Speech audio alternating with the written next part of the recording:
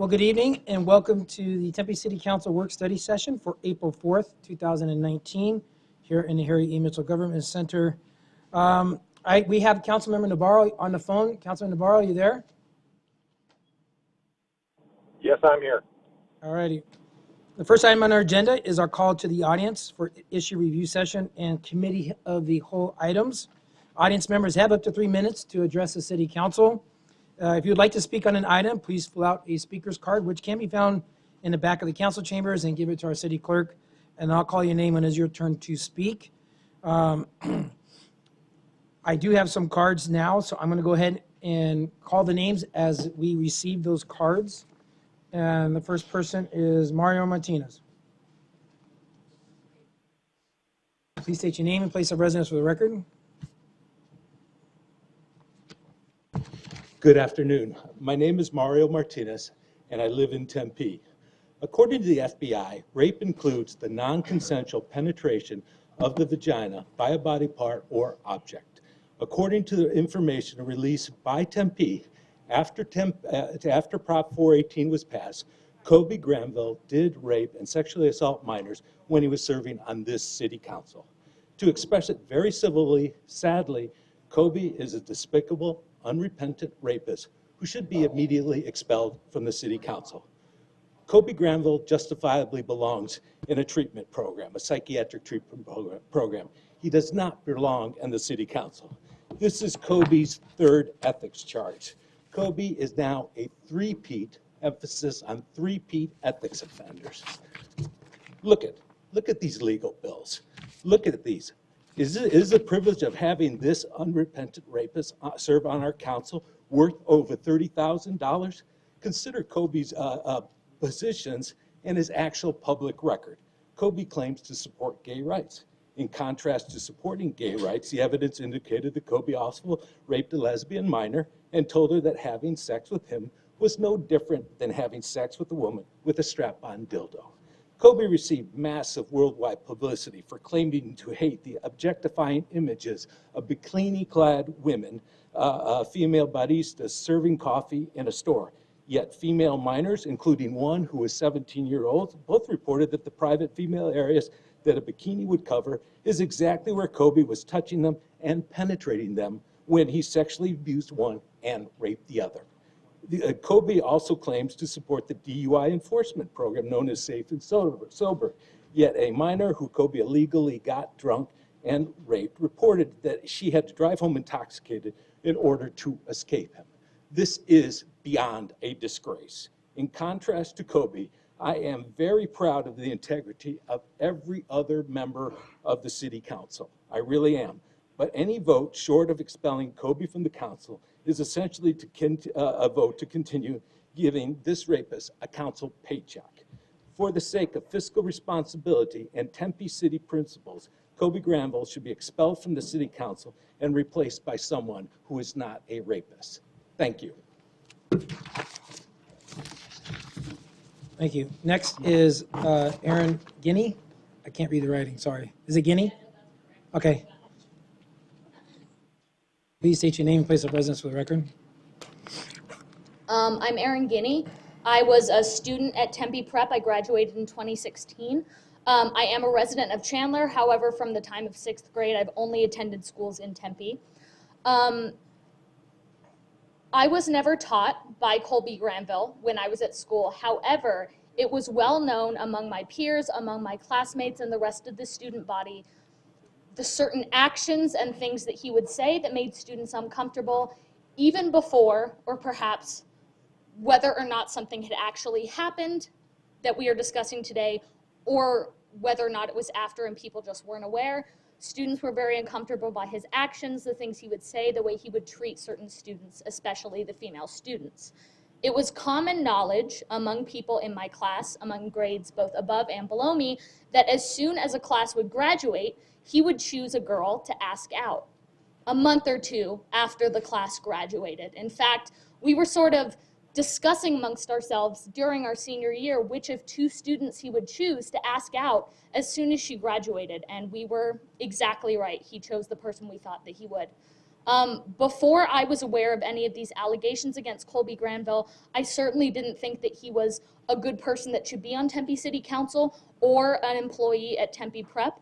Luckily, Tempe Prep has done the right thing. They have decided to let him go because it's not safe for him to be around students. However, I believe that this council should be doing the exact same thing. It is not safe for him to be on this council. It is not safe for him to be making decisions that affect people in Tempe, and especially since there is a college, ASU Tempe, right down the street from this city council, in which students, female students, are 3 times more likely to be sexually assaulted while in college. I would hope that this council does the right thing, thinks about their constituents, the people being affected by Colby Granville staying on this council, and decides to remove him from office and replace him with someone that isn't going to continue to hurt people. Thank you. Thank you. Next is Jason Villecruz.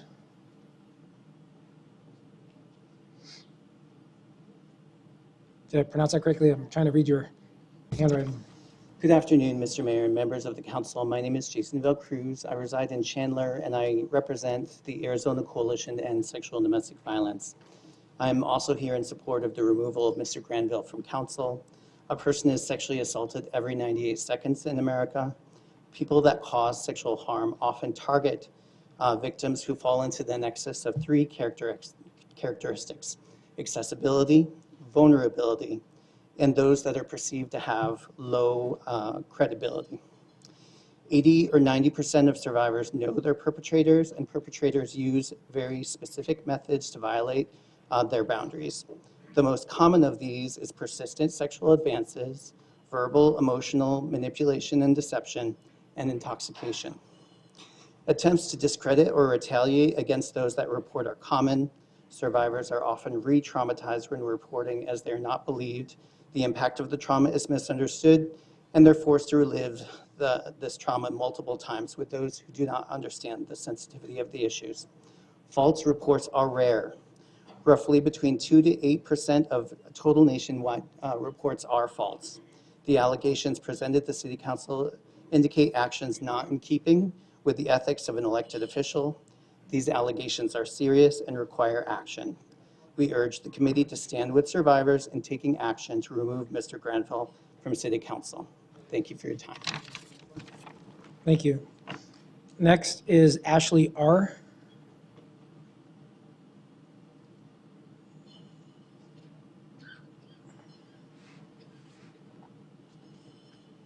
My name is Ashley. I'm a resident of Tempe, Arizona. Mayor, council, you all know who I am. It's no secret. I've been around for the past almost 2 years. In addition to who I am in relation to Colby, I'm also a resident of Tempe. And Colby has chosen not to publicly speak about the allegations. That's fine for him, but I'm my own person and I'm choosing to do so. First, in the case of every allegation, these women were graduates of Tempe Prep, but were never his students. He didn't know them when they were at his school. He met them after he graduated. Secondly, these women all know each other, in some cases even dated each other. These are all issues as well. Colby went on dates with one of these women. They were not exclusive and were not what you would label boyfriend, girlfriend. They stopped dating or talking.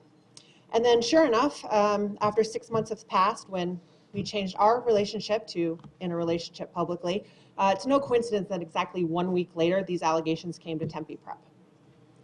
That's the very definition of pretty much an angry ex. For the 17-year-old on the roof, he was told by a fellow teacher that sent him up there on a date that she was an adult. As soon as he found out her age, he told her to leave. The next day, he told the fellow teacher at the school headmaster, and the dean of the students exactly what happened. That was in 2013. That story has never changed. For the woman making the sexual assault allegation, Colby was a family friend.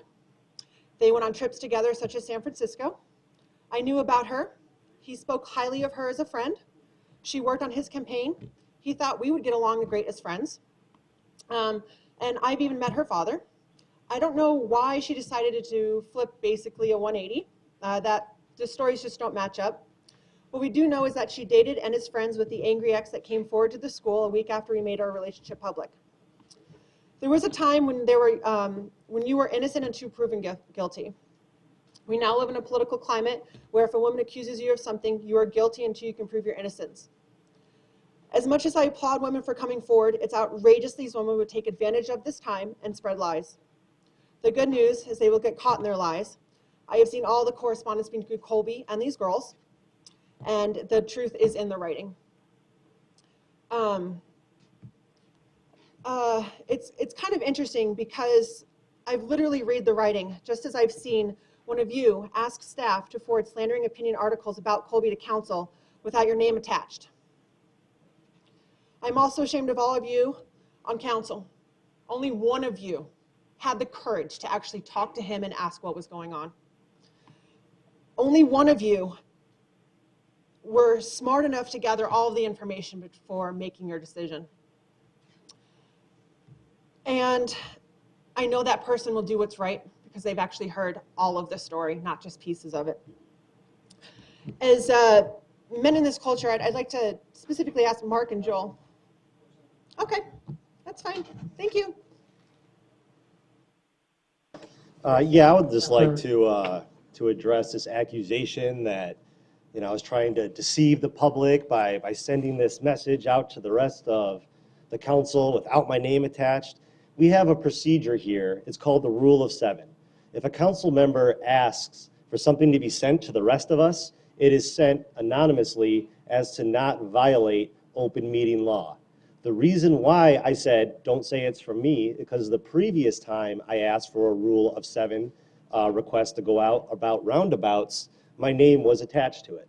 So it was a dig at that staffer. There's nothing nefarious here. Councilmember Granville and us all use a Rule of Seven almost every day.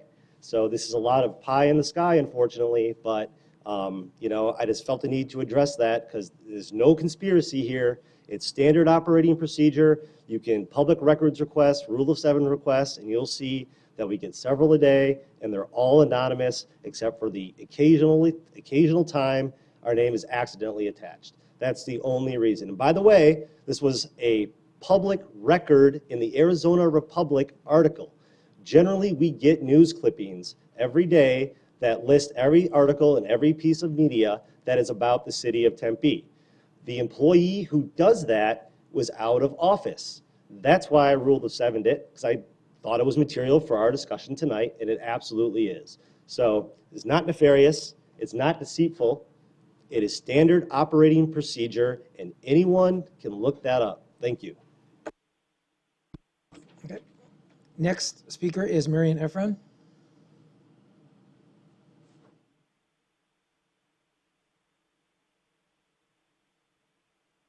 Mariam, I knew Mariam.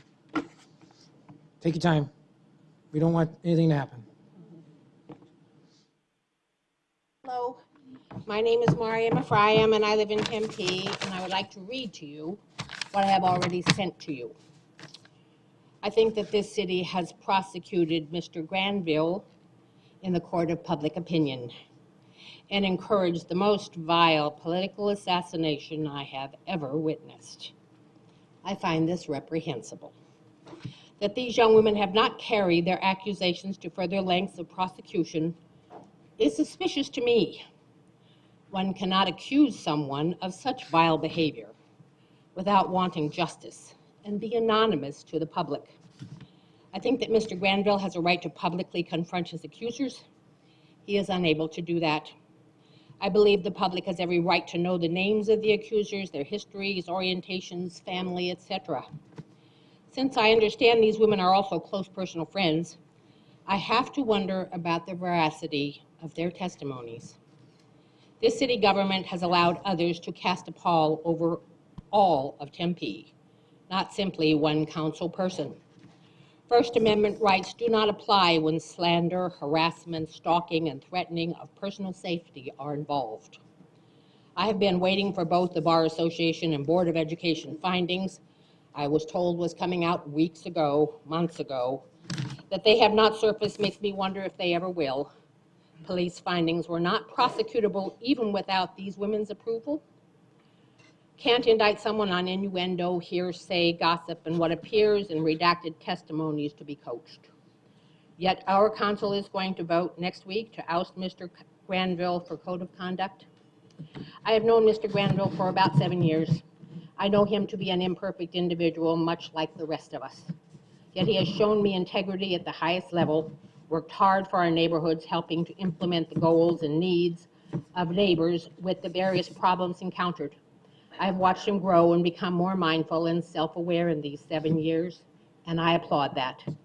I have found him to be extremely intelligent, something we do not readily see in government, ours or any other. I believe Mr. Granville had built a very well-liked brand with neighbors and people in the community with integrity, caring, willingness to help, intelligence and social media savvy, and raised the bar in attendance of events and listening and discussing issues until this smear on him and his brand. This smear lowering the bar comes from within the council, I believe, and I suspect the ugliness has spread like a cancer in Tempe. He votes his own mind, not that of either party. Shameful? No. Integrity. I urge you to take another look at these women, at their parents, at their relationships with each other, and separate fact from fiction. Since these young people and Mr. Martinez has worked on at least one of council campaigns in an election year, I urge you to separate the wheat from the chaff on our council and find who the parties are responsible for this in city government. Miriam? And then, yes, Thank you. Your time is up. thank you.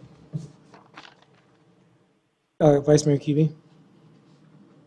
Just wanted to clarify a statement that was made that the charges were not prosecutable. The Phoenix police report, which is detailed in the documents that we've received and that is transparent, open to the public, said in fact that there was evidence for felony level assault and sexual assault charges, but the women declined to step forward and prosecute. So that's a distinction of whether there's, you mentioned charges were not prosecutable. That is not what the Phoenix PD decided. Thank you. Next speaker, we have Yegor Zenkov.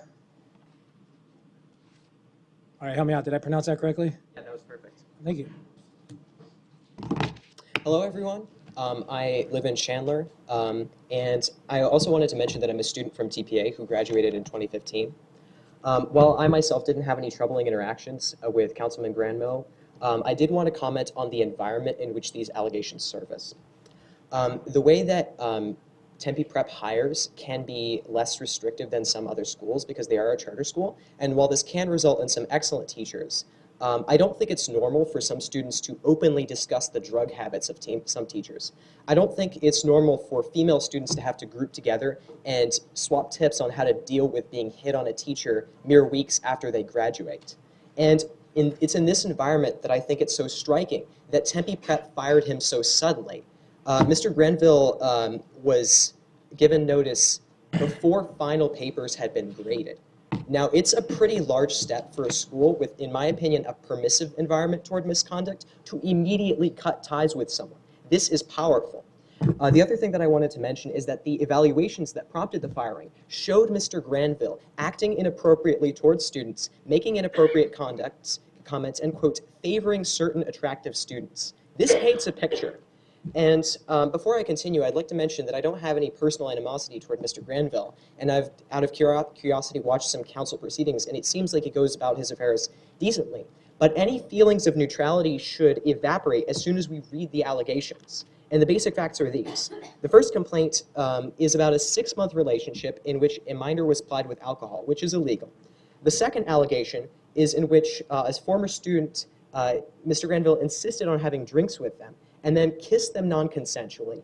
And the third allegation involves a student who visited Mr. Granville, then became too drunk to drive after being given gin and cranberry cocktails, then had to sleep on the couch, and then was digitally penetrated by the council member. Now, of course, these are allegations, but the fact is, as we process them, they cross-confirm each other. There's an eerie pattern here of targeting, then alcohol, and then violation. And the order of these matters too, because the more severe allegations came out later, it shows the more a person who has been hurt by Mr. Granville, the later they came out, the more reluctant they are. Now, as this council moves to consider this, we should remember that Arizona voters have already spoken on this. Prop 418 gave this council the power to purge one of its members. And I'd like to direct you to the Code of Conduct, in which items 9 and 12 under dismissing someone for disciplinary actions. Number 9 is abusive conduct. And number 12 is conduct that discredits the city. This discredits the city. Make no mistake of it. The last thing I'd like to talk about is just reading from one of the allegations. Quote, I pulled his hand out of my pants, grabbed my things and ran to the car, and broke down in tears over what happened. The evidence is clear. Please do what's right. Thank you, Mr. McGraw. Your time is up. Next is Alex Baker.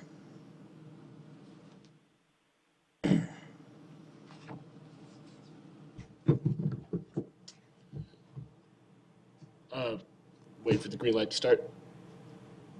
All right. Good afternoon, members of the council. My name is Alex Baker, and I am a student at Arizona State University and a registered citizen of Tempe. I have the capacity to represent the student government at ASU as a member of it, but I am here solely in my role as a deeply concerned constituent. This is my first time here speaking in front of the council, a testament to how strongly I feel about the issues at stake. I understand the issues raised about potentially bending the full capacity of Prop 418, that the actions mentioned in the allegations took place before the passage of the rule, and that if we bend Prop 418 here, how else will we bend them?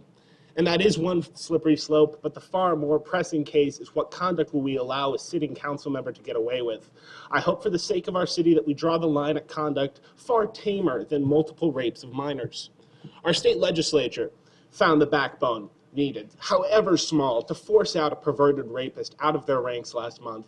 And I hope for the sake of our city that we take the same steps and expel Councilman Granville immediately. His obfuscation of the truth and his attempts to obstruct and intimidate these code of conduct proceedings add to the unbelievable reprehensibility of this case. Expulsion is beyond overdue. Please do the right things, or else in these next 2 elections, Tempe voters will. Thank you. Thank you. Next is Ethan Burrow.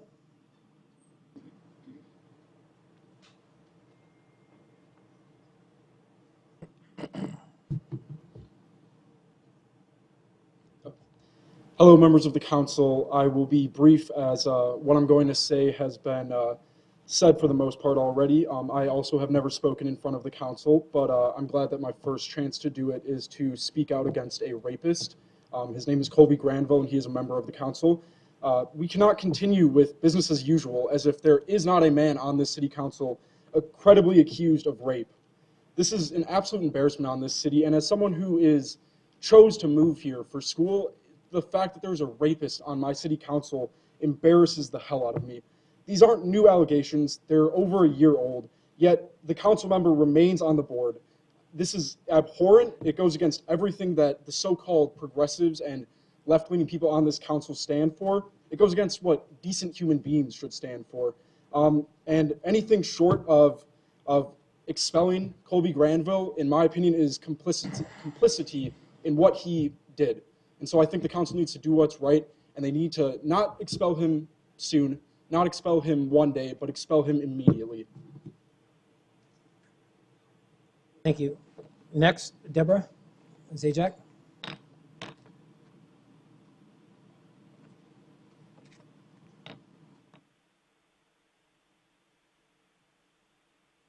My name is Deborah Zajac, and I live in Tempe, Arizona. And I want to say that I would like to see Councilman Granville fulfill his rest of his term as a city council member.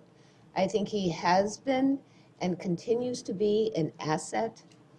The various charges against him, I don't have anything prepared, but I'm very concerned that we're judging him when there has not been, he hasn't been criminally charged. We're using things that as criminal behavior. And if nobody stepped forward to actually make these charges, I can't see how we would take action on that. Mr. Granville has always been responsive to emails, questions, and I would just like to see him finish off his term and continue to benefit the citizens of Tempe. Thank you. Thank you. Next is Lori Platts.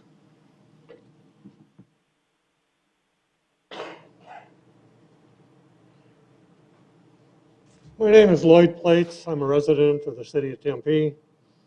Good evening, Mr. Mayor, Council. I voted for Councilman Granville, and I fully support him. He has served his constituents very well. He always supports neighborhoods, and neighborhoods is what makes up Tempe. Why are we here tonight? Are we here because the press writes articles telling the council at large to oust him from office? Are they residents of Tempe? What right is it for us to make a decision on what the press says? Are we here because two members of the council have been quoted in the press saying they have already decided that Councilman Granville should resign? Are we here because the council hired an attorney, was reported in the press, Sarah Barnes? Is she from Tempe? As reported in the press, did the council pay her $9,000?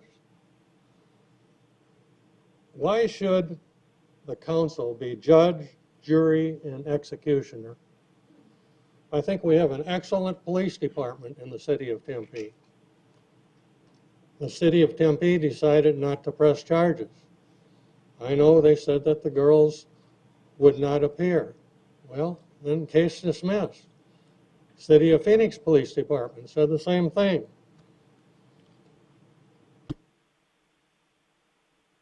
People are determined, why, if they're guilty, they should go in a court of law.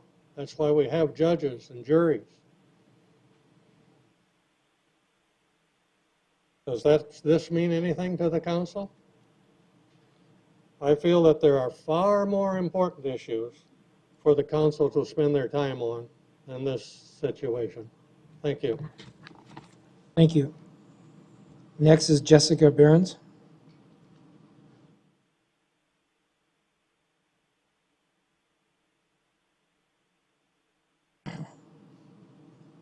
Hi, my name is Jessica Behrens. I'm a resident of Tempe and an elementary school teacher in Mesa.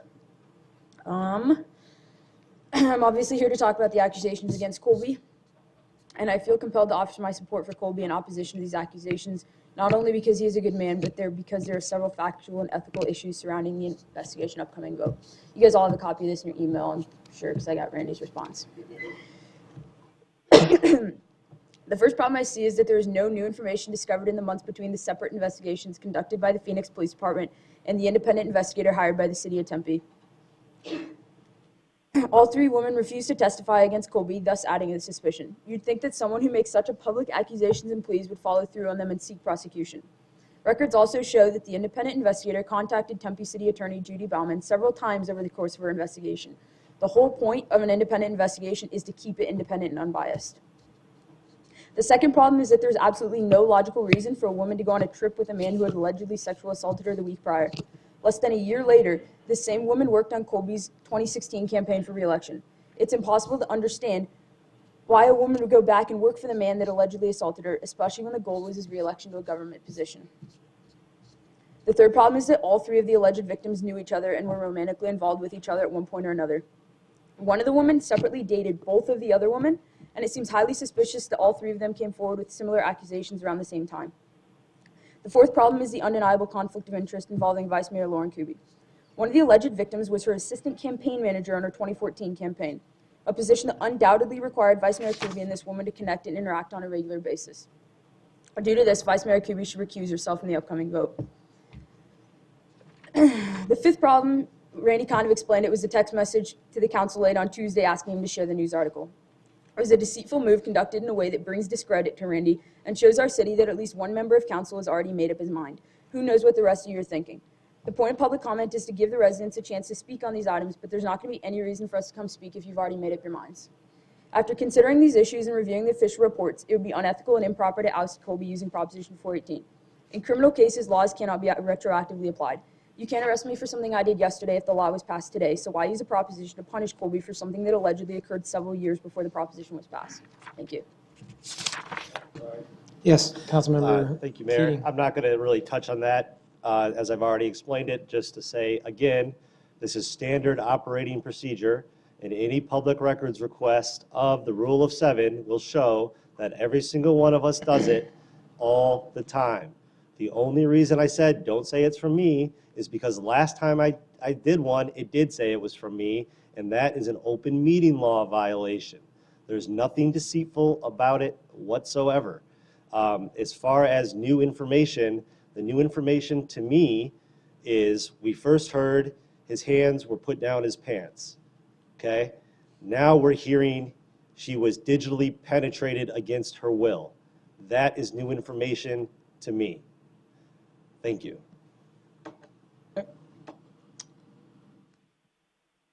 Next, Gail Shanks.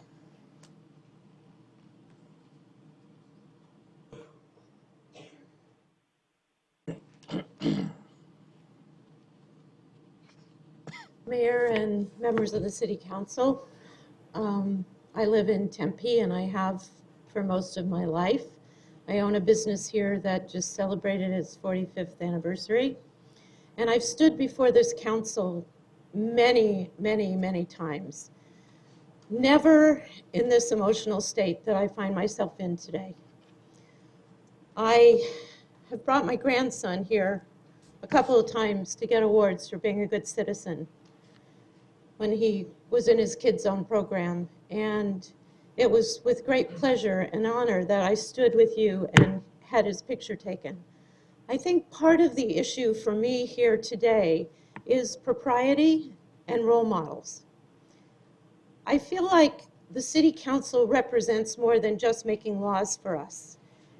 It also represents who we are as a city, who we are as people, and what we believe in terms of how we treat one another. And I think it's very clear that when men start having power over young women and excuse it, and we as citizens think that that's an okay thing to do, we are in deep trouble. The country is in deep trouble. We have a president who also thinks it's okay to demean women and to treat them in a way that's totally inappropriate in my mind. And somehow we have been complicit in that. And I think my coming here before you today is to tell you that I am not going to be complicit in standing in my city and thinking it's okay for someone who taught at a school to then go out with young girls who are barely over the age of 18, if not younger than that. And I think it behooves us to look at that clearly and carefully. And what I would like to do today, Councilman Granville, is ask you to resign so that you don't force the city to make this decision. You acted inappropriately. I have known you for a long time, maybe longer than some of these people that have spoken. And I think it is totally inappropriate that you sit on this dais with these other people and think that it's okay for you to continue representing our city. If you continue to do that, then the rest of us are in some way, again, complicit with your behavior because we haven't said to you, this is totally inappropriate. It is totally inappropriate. And I would just ask you to resign.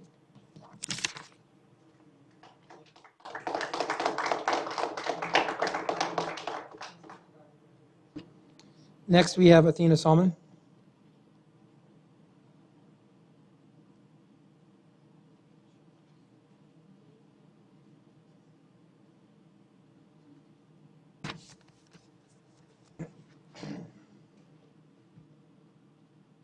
Good afternoon. My name is Athena Salmon. I am a Tempe resident.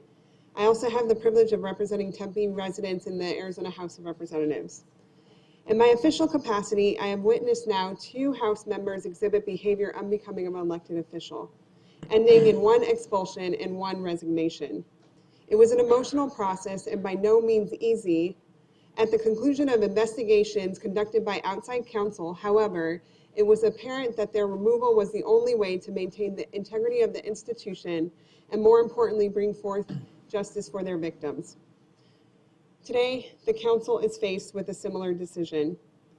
I commend the bravery and courage of the young women who, in spite of potential animosity, have come forward to expose the abusive behavior that is unbecoming of a council member and a danger to the public. Having reviewed the documents associated with Councilmember Granville's abusive behavior toward women, including the independent report, it is clear to me that removing Mr. Granville from the city council is the right step forward for his victims and the residents of this city. As a Tempe resident, I'm asking you to do the right thing. Councilmember Granville must be removed from council for all of our sake. And I'd like to echo Ms. Shank's words, please resign. It's emotional to have to expel a fellow member. We've been through it. Thank you. Thank you. Next, please no clapping. Next, Catherine Mancini.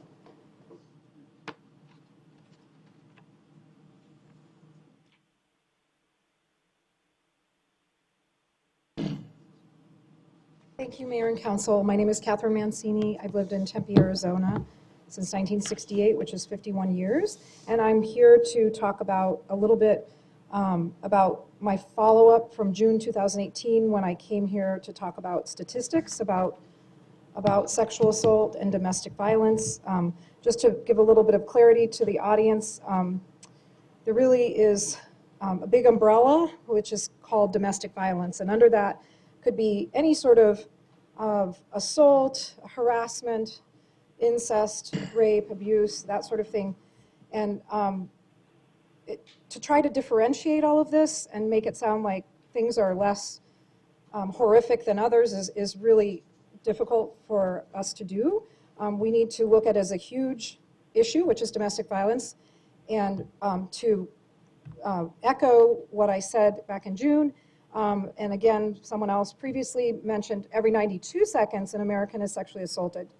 Meanwhile, only 5 out of 1,000 perpetrators will end up in prison.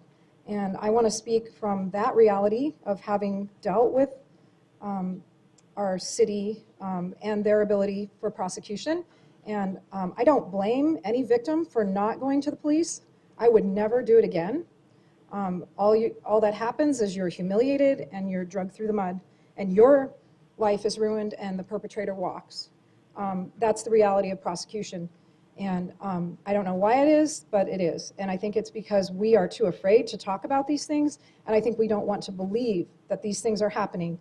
Again, for 25 years, I've lived in Tempe and experienced sexual harassment on the streets of Tempe.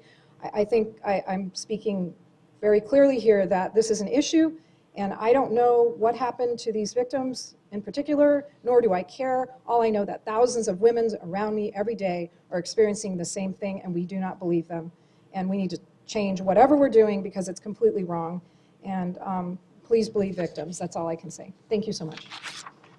Thank you. Next is Allison Porter.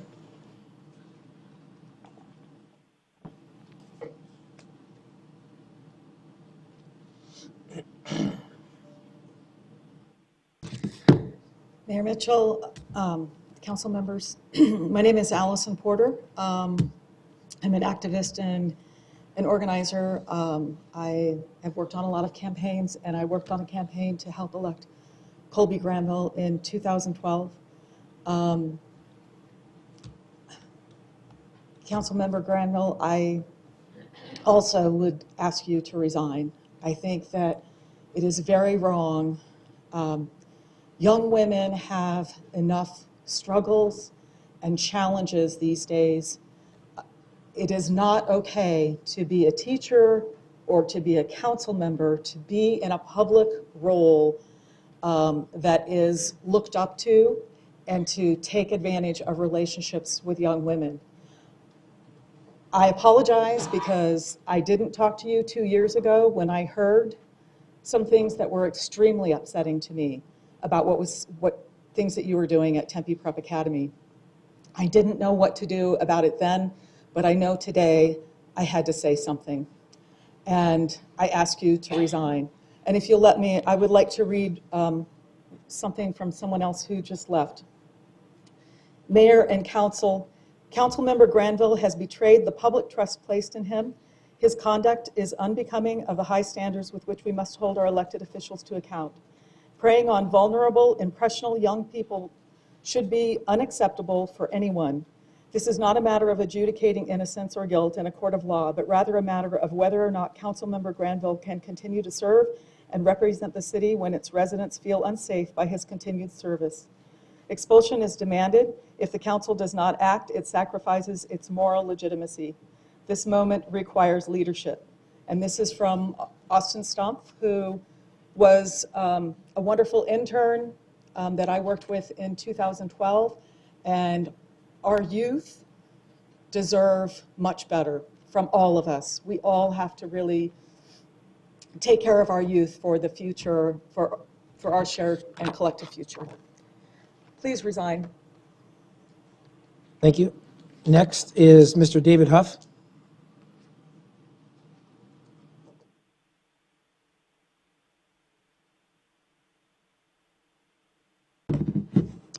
Good afternoon, council members. My name is David Huff. I'm a Tempe resident attending Arizona State University.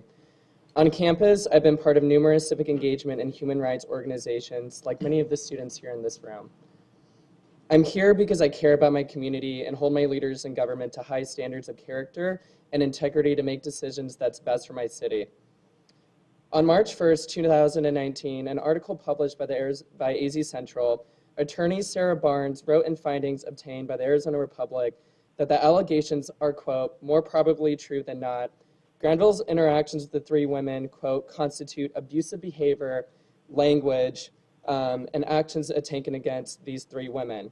His behavior resulted in, quote, physical harm or the threat thereof. Knowing this information, our community cannot afford to have a council member who actively puts citizens in harm's way, especially minors, young children. These allegations are personally concerning because I have a little sister that just graduated high school that is the same age of the individuals when they were victimized. These victims could have been my little sister if she had gone to high school here in Tempe. I would have been devastated as an older brother if this had happened to my sister, feelings that I had let her down and couldn't protect her. But here as council members, you all make the big decisions here in our community and have an opportunity to progress our city forward.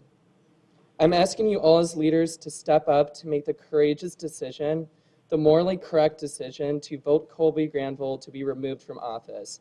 As a community leader, you cannot prey on the most vulnerable, but empower constituents to have a better quality of life.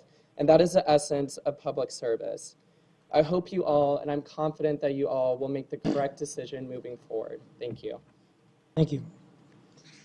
Next is Maria Dooling.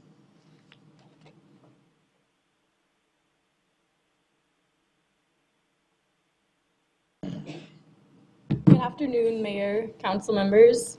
I am an Arizona State University student. I've lived in Arizona in this area my whole life, and I've always been really proud of Tempe as a city. You guys have always exemplified a lot of what it means to be leaders. Unfortunately, that's not the case today. I'd like to talk a little bit about the idea that women, when they come forward with these accusations, they don't have anything to gain from coming forward, which is why we should believe them. These women do not have fame or power to gain. They have humiliation and, frankly, a lack of support oftentimes to gain. You guys have a duty to support them. You're right. To the gentleman who said, you're not a judge, jury, and executioner, we're not asking for that. We're just asking for our elected officials to display behavior that we want emulated in the future. We're asking for a certain standard of behavior to be upheld. So I ask that the Tempe City Council expels Councilman Granville, but I also echo everyone else that asks for his resignation. Please think about the future of Tempe and what you're saying to us. Thank you. Thank you. Next, Paige Reeser.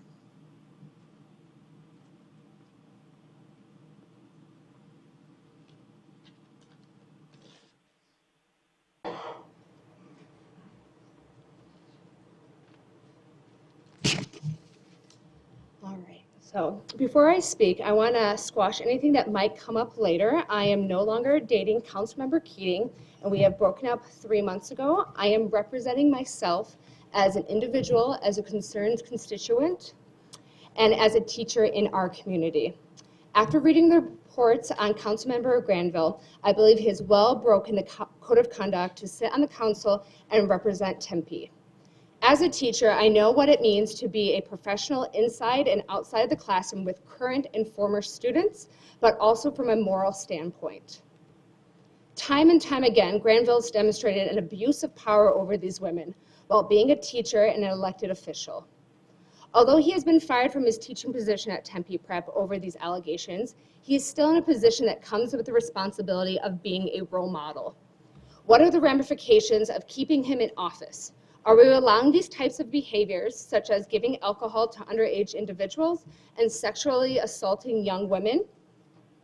These are immoral things in general, and as a public figure, there are lines you should never cross. Granville's actions prove he should not be on council, and I hope collectively the Tempe City Council will make the right decision that reflect the values of our community. Thank you. Next is Joshua Close.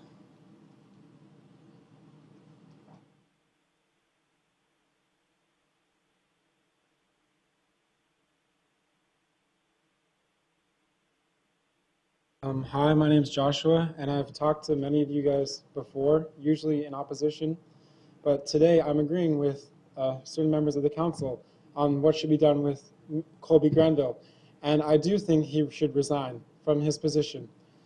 And I know a lot of people have said this before, that some of these people have said that these women didn't actually come forward and press charges against him, and that somehow means that it didn't actually happen to them. And as someone who has survived sexual assault, that is not true at all. Just because we don't press charges against you doesn't mean it did not happen to us. You guys have a duty to protect all your citizens. And having someone who has been accused of that on the council makes me feel deeply unsafe as someone that has happened to. I'm asking you guys to do the right thing, and I'm asking you to do the right thing, and please resign from this council, because you are making people in the city feel unsafe. Thank you.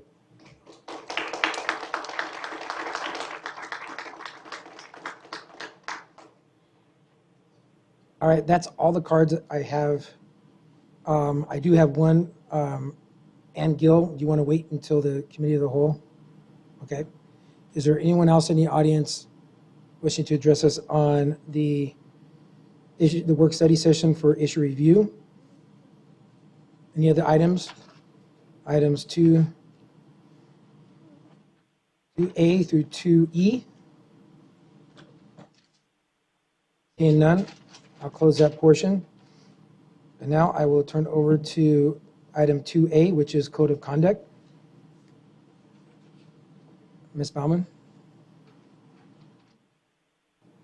Thank you, Mayor, members of council. Outside counsel Sarah Barnes is here to facilitate your discussion this evening. Judi, we can't hear you. I apologize. The Yes. folders were in front of my microphone. Mayor and council, outside counsel Sarah Barnes is here to facilitate your discussion.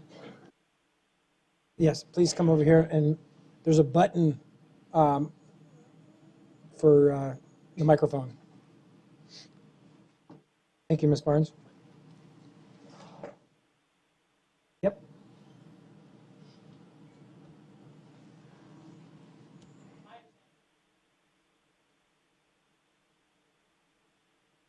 I'm sorry, I don't think your microphone is on. You push the button. Green. Push the red one. There we go, sorry.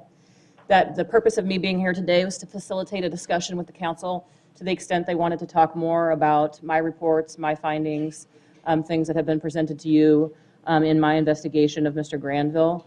So I'm here to do that today. I can certainly go over any of those things, other than my understanding is that I can't offer a legal opinion to you here today in open session, that would have to be done separately in executive session. Okay. The couple of things I wanted to add, in addition to what's already been provided in my written reports, is a few of the new things that have come to my attention, which have also come to your attention, are that there's been a recent email from one of the purported victims of Mr. Granville's conduct, and so I'm aware of that. And she does talk about a couple of new things that I hadn't seen before in any statements or anything that she had previously said during interviews. So that is now before you. Also, I think everyone knows now that the state bar has voted 8-0 to and issued a probable cause finding to file a complaint for violations of various ethical rules against Mr. Granville as an attorney. You're shaking your heads no. I didn't know that. That probable cause finding to pursue the complaint is of public record, and I've been contacted by the State Bar to obtain further information about what I did in my investigation, and those violations that they are saying that there's probable cause to pursue a complaint against him regarding his legal license are for false statements to the bar, furnishing alcohol to minors, dishonest conduct, and unprofessional conduct. My understanding is that there is going to be some sort of settlement discussion with Mr. Granville, sort of a mediation, which is common in these situations, to see if they can mediate an agreeable result. And if that is not reached, then the complaint will be filed and hearings will take place. So those are a couple of pieces of newer information that wouldn't have been included in my reports. I also understand that the Board of Education has not completed its process either, but they were investigating as well. Councilmember Adams? Yes, I need some clarification on a few things. One is, did Mr. Granville try to give you any emails or written documents that you refused to take into your report? No, and my understanding along the way of all along these investigations, the previous investigations by the two cities, well, mostly just Phoenix, the initial discussions that the school had with him when he was fired, and then again in my investigation, he's never offered any document, any email, any text message to in his own defense. Okay, and then I guess one thing that's a little bit confusing too is the new information. It seems to me that, and I'm newer to council, but it seems to me that the new information was the alleged digital penetration. I don't think that came up before. Can you clarify that? Or maybe I just misunderstood. The information that I received from the detective when I interviewed the detective included some of those details, but I believe that had been in a prior incident, in the prior incident report. It was not in, from my understanding, it was not in prior emails directly from the female in question, but I do believe it was in the incident report. And again, because I did not become involved until I think it was September of 2018, I'm not sure what had all been disclosed to you all previously during the investigation by the police detectives. Can we get clarification from our city attorney on that? Thank you, Mayor, members of council. It is my recollection that the police report we received from Phoenix contained redacted information in that regard. That record belongs to Phoenix, and so we were not the ones that prepared the redactions, and I believe that information somehow came out at a later point in time, and I apologize, but I don't know how or when exactly that came out, but I don't believe it was information revealed in the report from the city of Phoenix. The incident report that I received was not redacted. Vice Mayor Kuby? This goes to your point. I don't want to interrupt your flow, but I think the new information you were referencing was a letter we got from one of the victims, survivors that came to council, and you said that it wasn't included in your investigation report. Then it was not, because it was sent by her to you all on March 22nd of this year, and then I was provided it, so it wasn't something that I reviewed. Right. And there are a few additional statements in her email, and this is the one that had been in a relationship with Mr. Right. Granville, that were slightly different and or elaborated more on some of her beliefs about his conduct that she had not initially talked about in her interviews or in the written emails that she did to the school initially. To that point, Councilmember Keating. Sorry, Councilmember Adams, but I think we're getting a little confused here. So the original news story was based on the redacted Phoenix police report. The matter of digital penetration was redacted in that report and therefore not reported in the media. The outside counsel got an unredacted version, was able to read the things that were never reported or never shown to us, and that is included in her summary. That's why there's new information here that was, this is not based on the letter we got from so-called Tempe girl. This is based on the Phoenix police report, which we still haven't seen, which is an issue. This is not, it was there from the beginning, but we did not have access to that information. I have a copy of the redacted report in front of me as well, which I received later when it was provided for the purposes of this session. And you're correct, that part is redacted. Okay. Councilmember Adams? So the redacted part, we did not know about until after 418 was passed, is that correct? If you learned it in my memorandum, my report of findings, then that's correct, because that would have been provided to you December 8th-ish of 2018. Okay, thank you. Thank you. Councilmember Arredondo-Savage? Yeah, Mrs. Barnes, could you just kind of go really quick, just review some of your findings in regards to the impact of the code of conduct? I'm sorry, couldn't barely hear you there. Could you just review some of your findings and the impact to the code of conduct? Certainly. In my findings, as noted in my report, I interviewed the detective who handled the investigation. I spoke with the attorney who represented Tempe Prep Academy, who terminated Mr. Granville. I reviewed his personnel file, including reviews from students, numerous students that had been taught by him or new students who had been taught by him. I interviewed Mr. Granville at length, and my findings are based on the preponderance of the evidence standard, which we were looking at for purposes of the potential censure and a violation of the code of conduct, is that it's more probably true than not that these things occurred, or that some of them occurred, and in any event that he is in violation of at least 3 of the, let me go to them directly.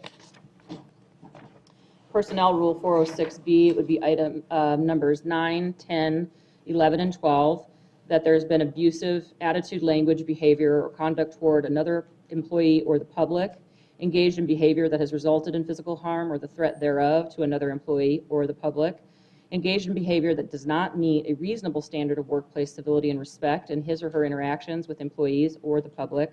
Employee has engaged in conduct on or off duty that is such a nature that causes discredit to the city.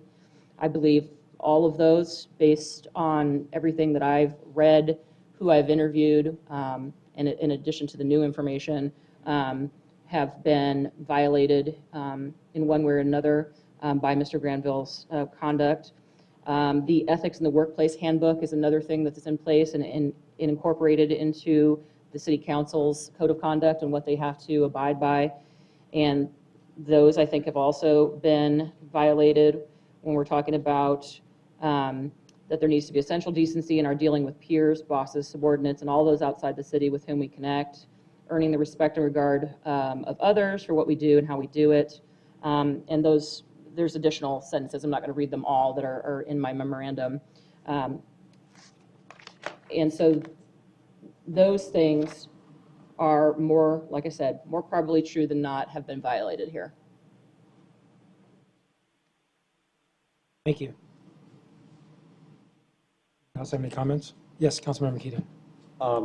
There was some reference made that you were in contact with the city attorney throughout your investigation, as if this is some sort of corrupting and disqualifying factor. Could you just explain to us, one, if that's true, and two, walk us through the process you go through? I'd imagine you would be in contact with the city attorney as we're discussing the legal issues in the city of Tempe. It seems to me that'd be very appropriate. So just from your perspective, can you speak to that a little bit? Absolutely, there's no conspiracy or corruption or any kind of guidance that I was given as to what my findings needed to be, what they should be, or what my recommendations were or should be. I can't go into those communications with Ms. Baumann in detail here because they're attorney-client privilege and work product, but I can say that the process that the Tempe city council employs for these type of code of conduct investigations starts with a referral from the city attorney. That is my primary contact, and that is how I communicate with the city council, is through her, in order to facilitate me conducting this investigation, talking about deadlines, procedurally, just how to handle this, how it's going to be provided to you, my results when I was done, those sorts of things. Thank you. Yes, Mr. Keating. The Phoenix police report, makes it pretty clear that the investigating officer believes these women, finds them to be credible. And you spent a good amount of time with Councilmember Granville and interviewing him, and something I was struck by in the transcripts is there's never any hard denial. There's no, hey, you're saying you did this, and there's no, I absolutely did not. Doesn't sound like me. Not something I remember. I wouldn't have done that. Well, she's super gay, so I couldn't have done that. As an investigator, and I don't know if this goes into your opinion, but could you speak to what your reaction is when you get kind of weasel words like that? What I can say is what I said in my report, which is that it did strike me as odd in this situation when he finally did agree to an interview, because all along he had not agreed to speak, except for like 2 statements to the press early on, that when asked, and I asked very pointed questions with all of the detail, he never, with the exception of the furnishing of alcohol, he never unequivocally denied what I was asking him. He did deny giving alcohol. But when asked about the situation with the 17-year-old on the roof, in the house when she came back again, when asked about the gal with whom he was not in a relationship, but the issue with the digital penetration, when asked those things, and you can see it in the interview transcript, it was him saying, that doesn't sound like me, I wouldn't have done that, I don't recall that happening. It was over and over those kinds of statements, and the only time he unequivocally denied was in saying that he had not furnished alcohol to any of them. Thank you. Vice Mayor? I just had a question about the letter that the council received from Tempe girl, one of the victims / survivors, and you said there was a little new information there. Can you detail what that new information was from your perspective? The new information is that she gives a little bit more detail about the alcohol situation. Because Mr. Granville provided a response to my initial report where he was trying to explain things and give what his defenses were to some of the findings in my report. So he provided new detail that had never been put in the press before, obviously, that she probably didn't see before until that. So this seems to me like it's responding to some of his statements in that. And so she says that she talks about what he has said, that she was, she said she never called him drunk from a party. She said that he did see her drunk a few times after providing her with alcohol, after he provided her with alcohol. She talks about the fact that he did flirt with her when she was still 17 and still a student at Tempe Prep. She does talk about the prom dress comment again, but she hadn't really said before that he had flirted with her while she was there more than once. So that was new information. She also said that she, refuting his position that they only had 8 or 10 dates spread out over 6 months, she says that she saw him at least 60 times over a period of 10 months while they were dating. She talks about him reading the novel Lolita and wanting her to watch the movie with him, and that book is about a middle-aged man who becomes sexually obsessed with a 13-year-old girl. She talks about the reasons that she has remained quiet publicly is because that she does not want to receive further vilification from Granville's sister, his Facebook friends that he works continually to recruit and cultivate. That was new information. And that I'm sorry, there was one other thing. Let me just find it. And I thought I highlighted it.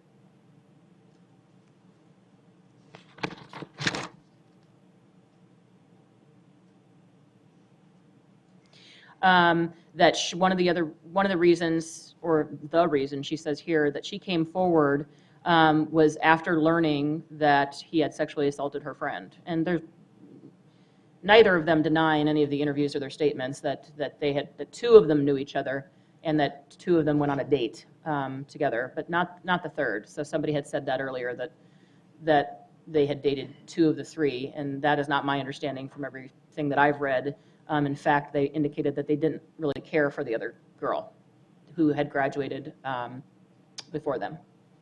And one question, based on the information that you have, you did state that you feel that Councilman Granville has violated our code of conduct. Correct. Councilmember Adams? I have another question. I know this has been an elaborate process, and I'm just wondering how much the city has paid you in fees regarding this case? The invoices that have been provided cover the inception of my involvement in the case through December. And at that point, I believe it was under 6,000, 5,400 as of December. I don't have the January and February invoices in front of me. There would have been a little more time in both those months just for the meetings or meeting, and obviously today. So if I had to put the number on it, it's probably under 10,000, but I don't have the current months in front of me. I wasn't asked to bring them, or I would have pulled them. Judy, can you give clarification on that, please? I can. Thank you, Mayor, members of council. We do have the most recent invoices, I believe, through the end of February. And if you look at the second Through the to end of February. I apologize for interrupting. Oh, I'm sorry, I didn't mean to interrupt you. If you look at the second to the last page of February, it should say case to date, services billed.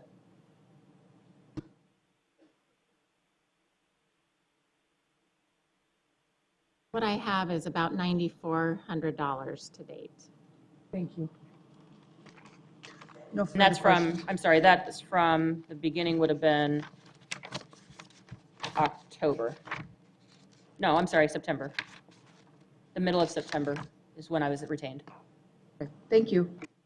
Councilmember Keating? Is there anybody else? Mayor, I would like to ask if we have consensus to move forward with a vote on the removal of Colby Granville from the Tempe City Council on the authority given to us by 79% of the Tempe voters in Proposition 418. Yes, Judy, I was just going to have you. Thank you, Mayor, members of council. I just wanted to point out that if consensus was given in this regard this evening, the matter would go on a regular council meeting agenda for your consideration at a future date. Is there, so I looked to the rest of my colleagues, is there consensus to move forward as Councilman Keating stated for the next regular council meeting for the removal of Councilmember Granville? Okay. Anyone else like to make any statements? Yes, Ms. Baumann? Joel? Yeah, that's fine. Vice Mayor Kuby? Just a quick statement. I do want to say that I do know one of the victims and survivors, and she had the courage to come forward and talk to TPA. And also my two children, daughters, went to TPA. And I've been in meetings with Tempe Youth Government, Tempe Geography Bee. It wasn't a spelling bee, it was a geography bee, where there were Tempe Prep students there who felt very uncomfortable in the room, and that Colby was there speaking. So I just wanted to clarify that. But I do know one of the victims and survivors, and it takes a lot of courage to come out, especially when you're vilified and all but exposed in social media. It's been really a cruel time for this young woman in her life, and that's all I wanted to say. And I do support going forward, and I assume it'll be kind of in the style of a hearing, and that we'll be talking in much more detail as well and giving more complete statements, because I prepared some things, but I'd rather talk about it at the hearing. Councilmember Keating? Yes, Vice Mayor. I also have prepared quite a lengthy closing argument, but I feel that it sounds like we have unanimous consensus here.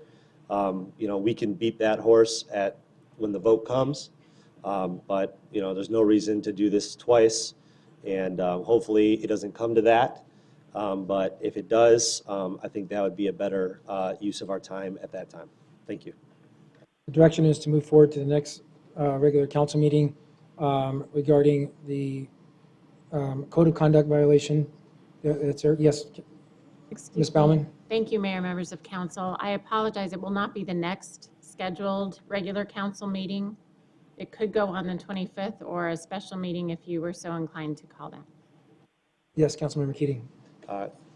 Thank you, Ms. Baumann. I would suggest we hold a special council meeting after our retreat, which is the day after our next council meeting, would be April 12th. We get done with our retreat at 5. We can be here to start our meeting at 6. I don't want this to go on to the 25th because it's an ugly thing, and we don't want to put the survivors through 3 weeks of being trashed on certain Facebook groups. I know I'm getting it a lot, and I'm sure a lot of folks up here are too. We heard it loud and clear. They want this done, and they want it done now.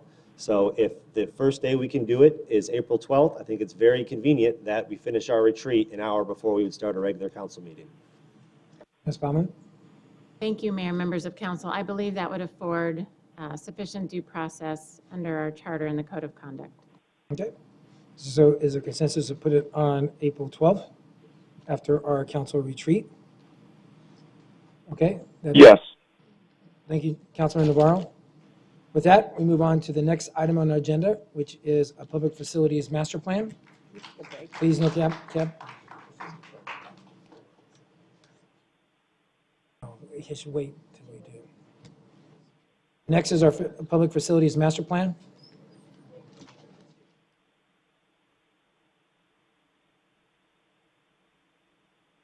Because that's the time we do it. I can't change the rules. She can speak before we talk about issue review.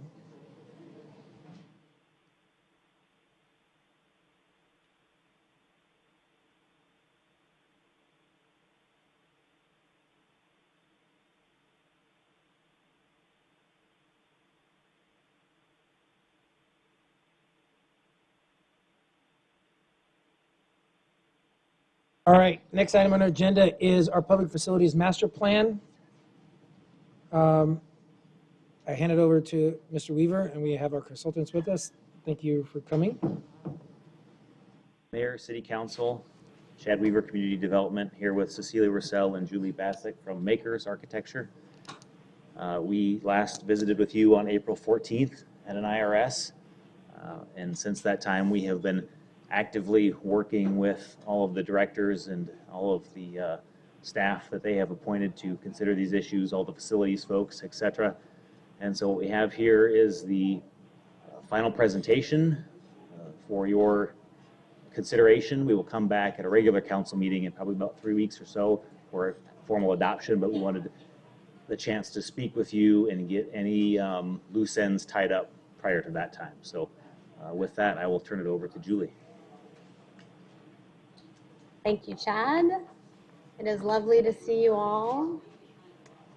Happy to be here to present your pre-final facilities master plan. As you know, this has been about a 15-month process and a lot of hard work. We've had a great team of support at the city. Talk a little louder. I've been requested. Is this better? Yes. Okay. We've had a great, I would hate for you to miss the great team of support that I was about to mention. So we've really worked hard to coordinate with council, to work with all of the directors, and been supported by our team from community development and public works. Great group of folks to shepherd this initiative along. So you may recall your plan's goals are to understand your facilities issues today, as well as all of your department and customer needs into the future, to take a look and develop a strategic approach to your properties and to align your citywide goals through an achievable phased approach to implementation. A reminder about our scope, we looked at about 120 buildings and about 1.7 million square feet of space in terms of what our scope included. Much of that was, we looked at from a condition and maintenance perspective. There was a subset of those facilities that we looked at how they were performing functionally, and then even a smaller subset that we looked at highest and best use value related to the property and what your strategy might be there.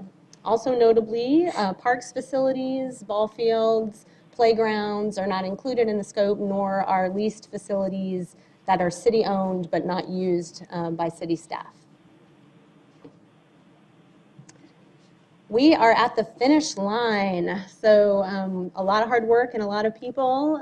We are here today ready to present the pre-final summary and conclusions, and really all that remains is some final tweaks in response to the last round of comments. So updating of the plan report itself, some very minor changes we'll be working through with staff tomorrow. Any comments or feedback from you all, and then we'll be ready to wrap up for your adoption coming soon. Since we have been in front of you a number of times, we thought rather than going through the details of the plan, which you've been provided in the draft plan document and the council memo, we'd focus on a high-level review of what you have in the document and the culmination of the work we've done, the strategic recommendations, so the most important points to keep in mind as you use this to guide your implementation moving forward, some tips and tricks on how to use the plan and how it might help you respond to evolving conditions in the future, and then your immediate next steps to start implementation. So, what is in your document? The Facilities Master Plan is a one-stop shop that lets you know what facilities you have, as well as properties, and what the age of those facilities are, and what some of the condition and functional issues that we recorded. It includes all the projects, capital and maintenance that we have identified to date, and cost estimates to address those issues. It includes an overview of your properties and recommendations for surplusing some of your facilities that are not, that may have a higher and better use in other places once the functions on those properties have been relocated, as well as tactics to adapt the plan as things change.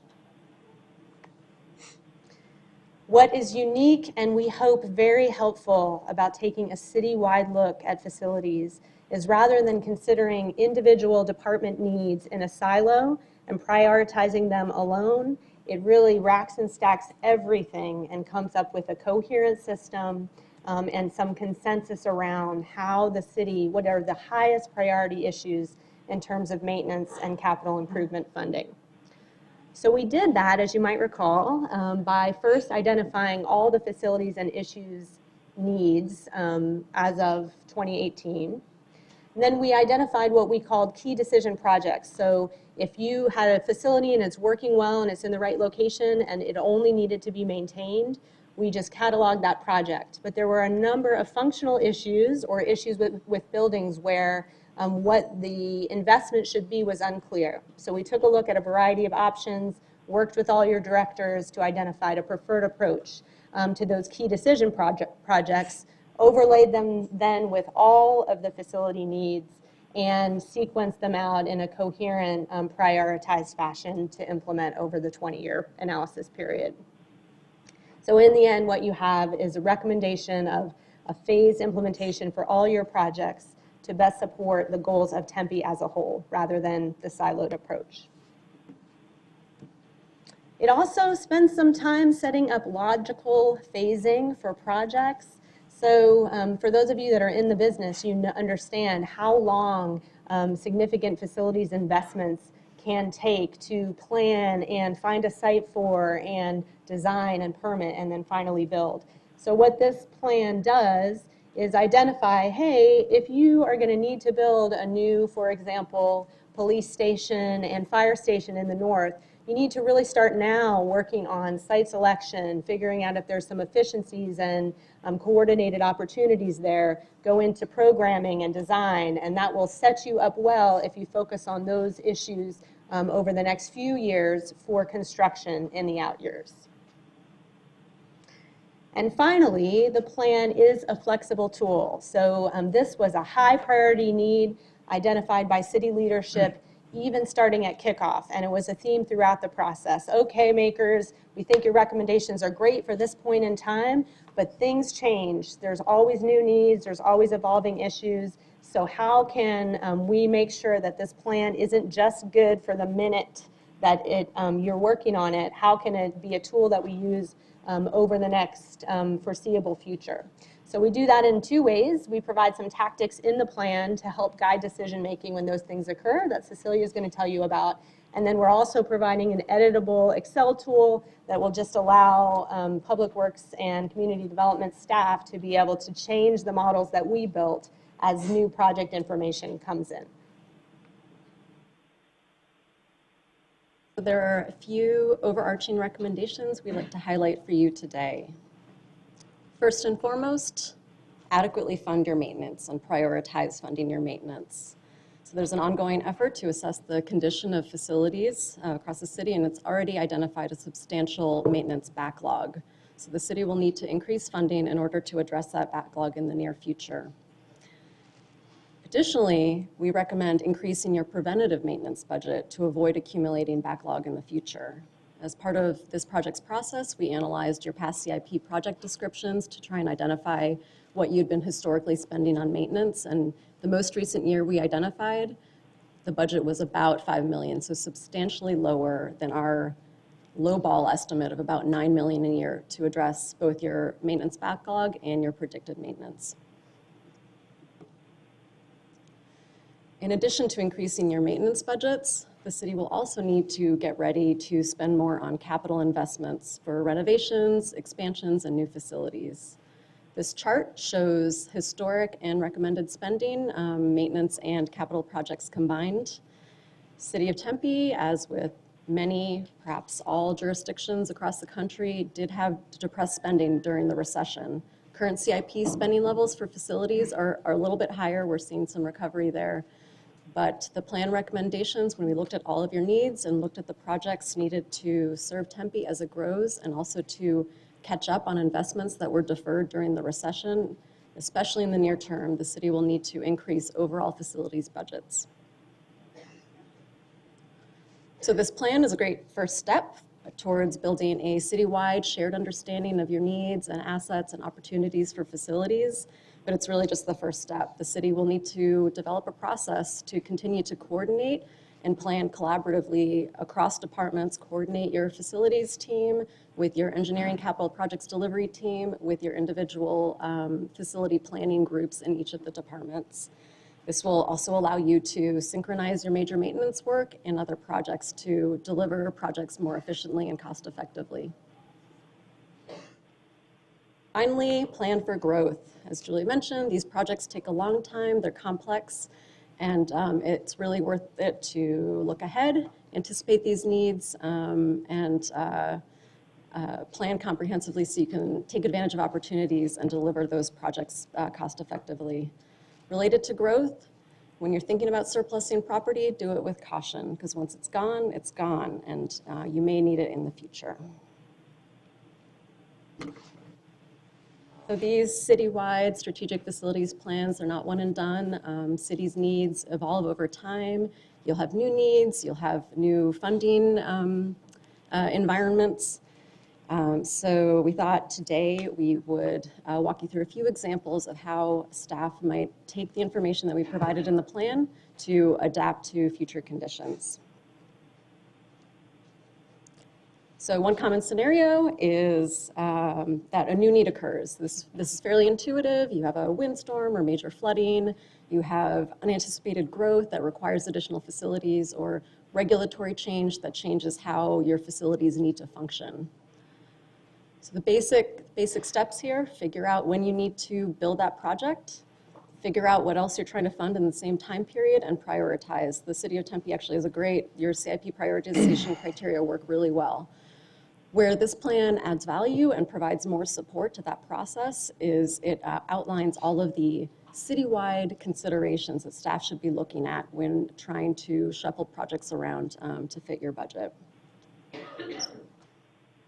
So is this new need a project that could be rolled into another project effectively? So can you bundle projects together? Are there grant opportunities, public-private partnerships, other revenue sources such as development impact fees that could also defray project costs? Does the city already have property or facilities that are a good fit for this new need? And finally, is there a cost of postponing the project? So if you have a new need, do you need to do it right away? Can it wait? Are there other projects that have been planned that could be postponed to make room for this new need? Another example of a new condition that might arise and require adjustments to the plan is if a developer approaches the city and offers to buy land. It is worth saying that you should keep property and facilities that are functioning well for you today. But also, even if a property is underutilized, there are other ways of making it productive and add value to the city without giving it up and preserving flexibility for the long term. So you still have that property to turn to in the future if you need it. Now, staff. So when you talk about, can you go back to that previous slide? When you talk about retaining city-occupied property, are you meaning property that has a building on it, or are you also meaning dirt? I mean both. Well, dirt, there's limited use for dirt. Well, you know what I mean. Just, yep. Because there could be conditions, say, wanting to build affordable housing where there may be a confluence of issues that mean that we should sell land in order to be able to build some workforce or affordable housing. Absolutely. So there are, in fact, great reasons that the city might want to surplus land, even if it is currently occupied. This is one of many considerations that should all be thought of at once when you're trying to make a decision like that. Councilmember Adams? Would you say that the traffic operations on Hardy and also Priest Yard are functioning well? Both of those facilities are in need of investment. Traffic Ops Yard has some useful life remaining and can continue to serve its function well for probably around 10 or 15 years. Hardy Yard is in need of nearer-term investment or replacement in a new facility, really. What about Priest Yard? Oh, Priest Yard, I'm sorry. Yes, Priest Yard. Priest Yard facilities, all three of those yards will need investment over the next 20 years. And when I say investment, I mean investment in the functions, so investment in a new facility to support those functions. The majority of facilities at Priest Yard are in very poor condition. Yes, and what would you say, how much would it cost the city to get those, like, for example, Priest Yard? I know that I'm just asking it a guesstimate, but if you could guess how much it might cost the city to actually upgrade those facilities to fully functioning? So when we looked at those facilities, upgrading the existing facilities is not a recommendation. The yard is not well configured. It is not well suited to either support long-term public works operations. The plan recommendation is to invest in a comprehensive master plan to look at all of your North Public Works field operations yards, so your traffic maintenance, your all of the maintenance functions that are located at those sites, and look at redevelopment over time of a new facility. So Hardy Yard and Priest Yard might be good areas to sell. The plan recommendation is once you are able to finance the replacement of those facilities on a different property, there are areas of Priest Yard that would be good candidates for sale, and at Hardy Yard, in the long term, it is a small site in an incompatible context for long-term use in public works operations. Yes, and the residents around there wouldn't have to deal with the large trucks coming through either. Exactly. So once you're able to, those are public works or critical functions, but once you're able to relocate them into appropriate, on an appropriate site and appropriate facilities, Hardy Yard is one parcel that the plan recommends surplusing over time. Thank you. So yes, in some cases, surplusing city property is in fact desirable because it does support city goals. And part of that decision-making should consider what the true cost of selling is, whether it's the cost of relocation and replacement of facilities. For example, it is unlikely that the sale of the traffic ops yard will pay for the construction of new facilities elsewhere. But the city may still very much want to support the sale of that yard over time because it supports other goals.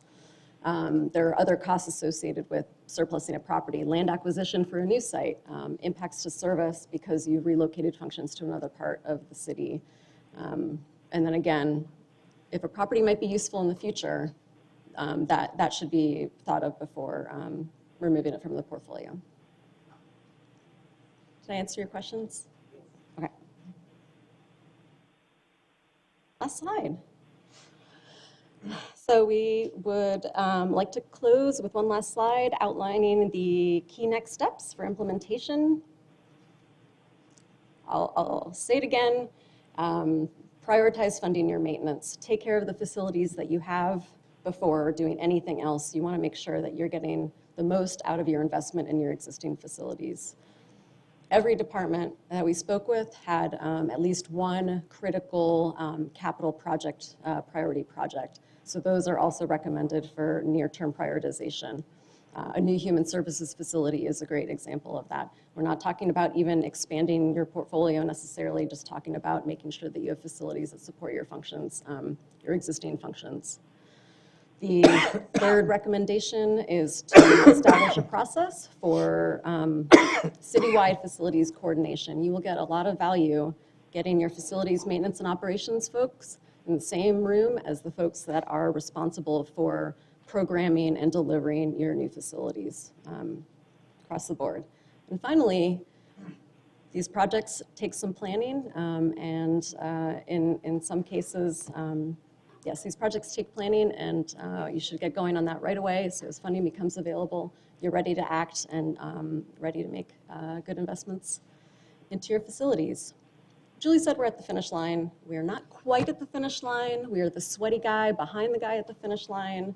We'll be wrapping up comments that we've received from departments, as well as any feedback we get from you today. And Chad will hopefully have this with a bow in a couple of weeks for you. It's been a pleasure working with the City of Tempe. We've really enjoyed getting to know your community and working with your great staff. Thank you. Great, thank you. And I want to thank Julie and Cecilia. I really want to thank you guys. I know you guys came here from out of state, and it means a lot to us that with the findings that you have, because we as not only residents of this community, but also on council members, we strive to maintain and improve our assets, which is why we asked for this asset management plan that we have before us. Is any other comments from the rest of the council? I'm going to make some statements in a second. But. One thing, I mean, I would say one of the biggest thing I think obviously that I've taken away, I think we've all taken away is increasing our maintenance expenses, right? And making sure that we are taking care of our facilities. And I didn't see a lot even in the background materials is what happens if we don't reach that $9 million mark? Because, I mean, we don't want to be in a situation where, you know, things are falling down and then by that point it's too late and we haven't had the opportunity to actually repair it, fix it, and move on. And then we're looking at a completely different expense. That's a great comment. So you're slightly already in that position. Okay, I appreciate the honesty because I think we need to hear that. It's good to have that. However, what I will say is Tempe has, you've taken on this project. So the ongoing facility condition assessments will give you a more detailed and across-the-board understanding of what the deficiencies are, and then you can prioritize. Everybody has a budget. Everybody has to pick what is the most impactful way that we can use our dollars. There you can read mountains of white papers about what the exact cost is of deferring maintenance.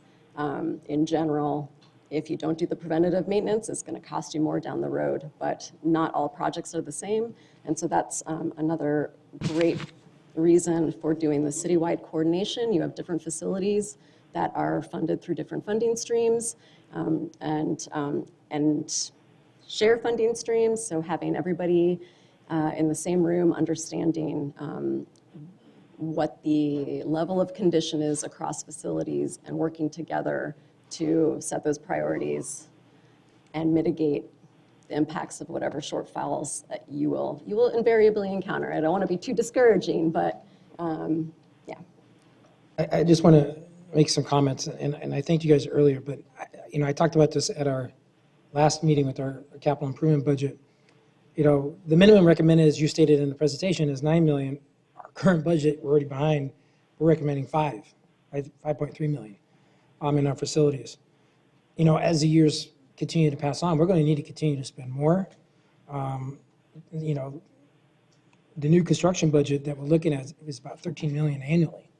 That's something that's a pretty big number that we need to address. But I really do appreciate the report because it's a balanced approach, what you've provided us. It's up to us to implement it. And it really is a balanced approach for asset management for the facilities that we have. And we have lots of core facilities. I think towards the end of the presentation on attachment 2B, you list all the facilities. We've done an inventory. Every single one, 53 of them, all need some sort of maintenance needs. I mean, picture our own house. If we keep on pushing off projects that we need to fix around the house, it usually costs more money. And there's some other examples you can give of you had some pictures in the presentation. If these facilities, they have not received regular investments, our current facilities that we have, and it's something that we need to do. If we're going to continue to provide the quality of life amenities that we do to our residents, that our residents expect from us and what they enjoy from us, it's important that we take this seriously to preserve the assets that we do have. Now, we know that some of the bigger projects take time for us as a city. We get that. But when you look at some of the needs that we have coming up, I just want to list a few that I know of that are part of it is in our CMP, some of it isn't. We're also looking at a new human services campus in Tempe. We all know, I went to this building as a kid, the Edna Vial Center, took tumbling there and arts classes at the Edna Vial Center. I did, it was tumbling. And I did good. It pays off being short. But I would tell you, we're also looking at a new adaptive recreation facility in our city. The Edna Vial is old. The Northfield and Traffic Operations Yards replacement and the East Valley Bus and Operations and Maintenance Center. We're looking at fire station number 3 needs, we need to expand that for our ambulatory unit that we have there. Administrative facilities and modernizations that we're undertaking right now. In our own city hall we're looking at. Our courts need modernization as well as expansion. And the new North Police Substation that we're talking about in our overall general plan for facilities. It's really important that we can't keep kicking this can down the road. So it's important to maintain and invest in our assets. And that's something that, thank you for helping solidify that. I think we know that, but we still have some tough choices to make with our CIP we're going to hear about our CIP a little bit later on in this. We're moving robbing Peter to pay Paul, but at the same time, we still need to maintain those quality buildings that we do have. Councilmember Adams? As the previous facilities manager for the city of Tempe, I'm really glad to. I'm really glad that you put together such an incredible package, and you did a great job with it. And really stress the importance of we have to fix these things now, or it will get a lot more expensive down the road. And for years, I did try to convey that message. But I'm just really glad that you guys did a good job putting it all together and explaining it really well. We did start to work with other departments when we were going to repair things and to change things with facilities. And I know that Mr. Bledin has continued to go down that road, and I'm really proud of Charlie and his team. So I just really think that this was a great job, and I'm very excited to get the funding that these buildings need and get them up to city standards and what our residents expect. Thank you. Councilman Navarro, do you have anything? Thanks, Mayor. Just real quick, I just want to say thank you. Obviously this is very important. We do need to really invest, and one of those things is also we need to look at utilization of land and selling. If we strategically we can sell pieces of land to better our delivery of service in and around the city with other strategic pieces of land. I think we need to look at all those assets too. I do think this is maybe a good conversation at a retreat, just to kind of maybe even dive in on maybe a first phase, second phase, so that we can start really strategically, planning this. I don't know if that's something, for that or even down the road, but I think we all agree that we need to start really making investments on this. I know we do have, things that are coming up on new projects down the road. So we are trying to be strategic about what we're doing and how we're trying to achieve it. But, let's dive into it and figure it out. Okay, Vice Mayor Kuby. And thanks for making that point with the connections with the CIP, because I'm sure you're going to be talking about Clark Park Pool, and if that had stayed as an asset to the city, it would probably be number one of our facility improvements that we'd want to look at. So the fact that we sort of buried it and put a garden there doesn't necessarily mean that that issue goes away. It comes back and haunts us, so we need to deal with them. And at that time, we couldn't because of the economy. But we have an opportunity to, this is one of those interesting projects where it doesn't, in a way, it doesn't fit into a new asset. It's really the restoration of an old asset. And so it's always kind of, that category has been, it's defied any sort of category. So that interests me. Thanks. Right. Yes, Julie? Thank you. I was fumbling with the button. I just had a couple thoughts for what they're worth, having been in this position in a number of cities. I would say, to reiterate what Cecilia said and respond to the council member's question, I think the important thing is not that every single year you hit that target, because there's all sorts of different circumstances. The important thing is not to forget the strategic recommendations, how important it is to maintain the facilities that you have and fund your projects in a balanced approach, and then do the best you can every year. So that's it. It's to not let it be a one and done. It's to have champions on the council and in your staff with Chad and Charlie, who, when these decisions came up, every time you have to make a decision, say, okay, let's remember, what is our strategy? How do our facilities and our maintenance plan fit into this decision? And then make the best decision you can and move on. The biggest thing I see, it becomes overwhelming for cities. If you take a look at the amount of money you're going to have to spend on all your assets, if you were, say, doing it to market standards, it's almost easier. It's like when you get overwhelmed with credit card debt. It's easier to just put your head in the sand and just go, oh my gosh, we can't even make a dent on that. Let's not even try.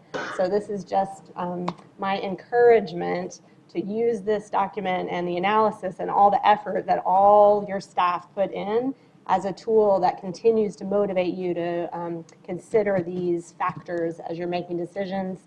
And if you can't hit that 9 million this year, maybe next year. I think the key word you said is balanced, because I think that's so crucial to what we're trying to do. We want to make sure we have a diverse tax base, and we want to make sure that all our eggs aren't in one basket, but at the same time, we want to make sure we have a balanced approach to our CIP in the same fashion. But there is that point where if we're not making the necessary investments when we could, it's going to cost us more in the long run than what we have. And you're never going to catch up, which is why correct me if I'm wrong, Chad, we have a $27 million deficit in our facilities.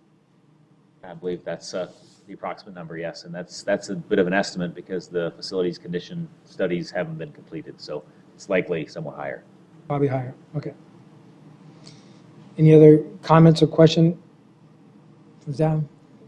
Thank you so much. Our pleasure. We are going to take a 5-minute recess, and we'll conclude in 5 minutes. Some of us need to use the facilities. Thanks.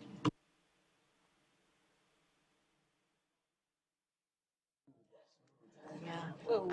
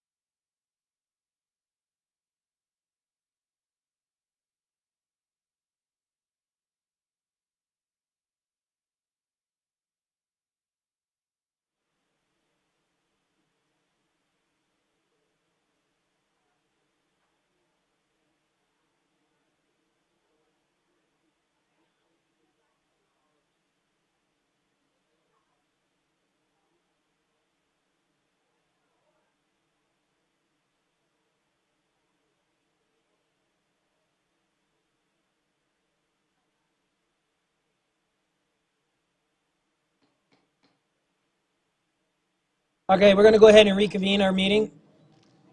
The next item on our agenda is our affording housing. Affordable. If we can have Levon come on forward.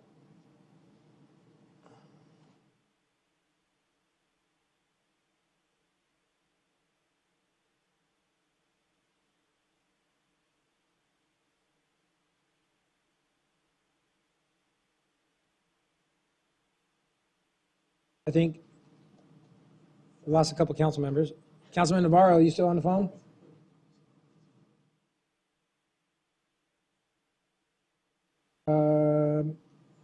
Oh, we have four, so go ahead.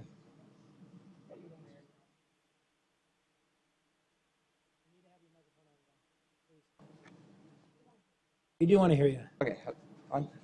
Good evening, Mayor and Council. I'm Levon Lamy, Manager of Housing Services for the City of Tempe. Tonight I have with me Aaron Barker from BAE Urban Economics, who has been working with us on the affordable housing strategy. Tonight we will be presenting not only the affordable housing strategy, but we have prioritized 3 of the 20 strategies moving forward. The 3 strategies that have been prioritized are A, mainly going to be presented, and B, complement what we're already working with and have the fastest return on investment so far. So at this point, I'll turn it over to Aaron.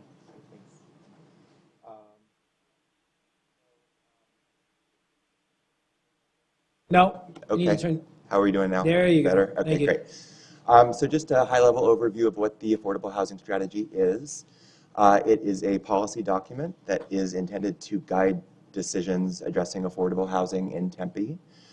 The way it is structured is that it establishes an overarching goal and then lays out a set of objectives and strategies that are meant to achieve that goal. It is very closely tied in with the city's strategic management plan, so baked into the document are performance measures that through which you can all measure progress towards this end. In terms of why it's being prepared now, we thought it was a great opportunity to be in alignment with some of the planning efforts currently underway, both with the Urban Core Master Plan and the Transportation Overlay District. I think it's pretty clear that there's a growing recognition that housing is becoming increasingly unaffordable to many. Mayor. All right, thanks, Joel. Sorry. Oh, it's okay. And voice of God. I'm just kidding. That expected growth is going to present more opportunities as well as challenges. So in terms of how we went about preparing the document, we started with a really comprehensive market study and took a deep dive into the sort of existing real estate conditions and employment characteristics of the city, and also work with the Maricopa Association of Governments on some of the projections, population going through the year 2040. Also fielded input from City Council, staff, stakeholders, and community outreach. And in the document, where possible, we have included sort of best practices and lessons learned from other jurisdictions such as yourself, with a particular emphasis on areas that are similar to Arizona with respect to some of the legislative challenges that you have in terms of inclusionary and that sort of a thing. So just in terms of where Tempe kind of sits in terms of the spectrum, we used cost burden as sort of our metric, which is a high definition that says that a family is cost burdened if they're spending more than 30% of their income on housing. This is the case for nearly 37% of households in Tempe currently. Over 25,000 households are cost burdened at every household income level. This is higher than the national rate of 33.1%, and so this is kind of what the existing condition is at the moment. And as we all know, the city is growing quite rapidly, so what you have, existing will sort of compound over time. So demand for affordable units will increase along with household growth in every income category, assuming that the current strata stays roughly the same. You see at each income level the number of new housing units that would be needed just to sort of not lose any more ground.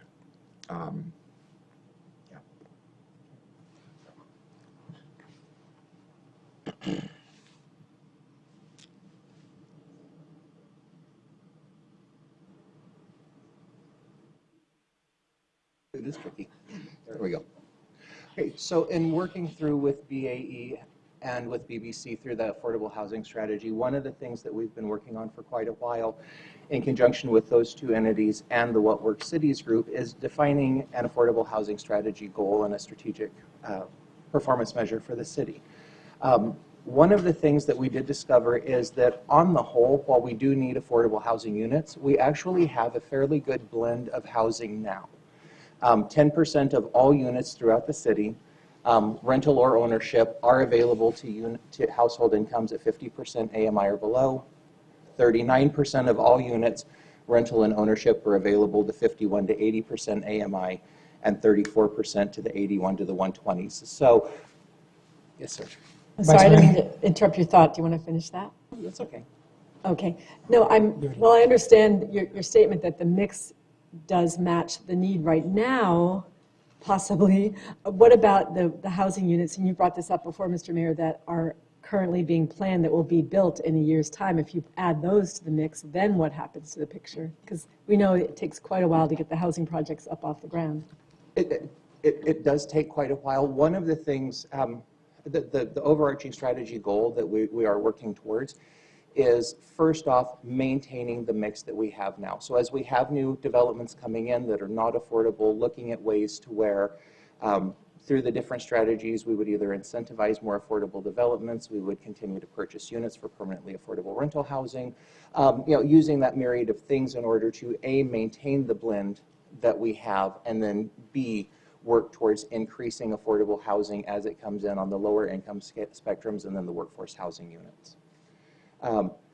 This does, again, all of these strategies work when it comes to rental housing, home ownership opportunities, and ultimately work as levers as we respond to the market. As housing prices go up, of course, we would stop buying new units and we would start incentivizing more affordable development. As that equalized, we would move back over towards the rental piece.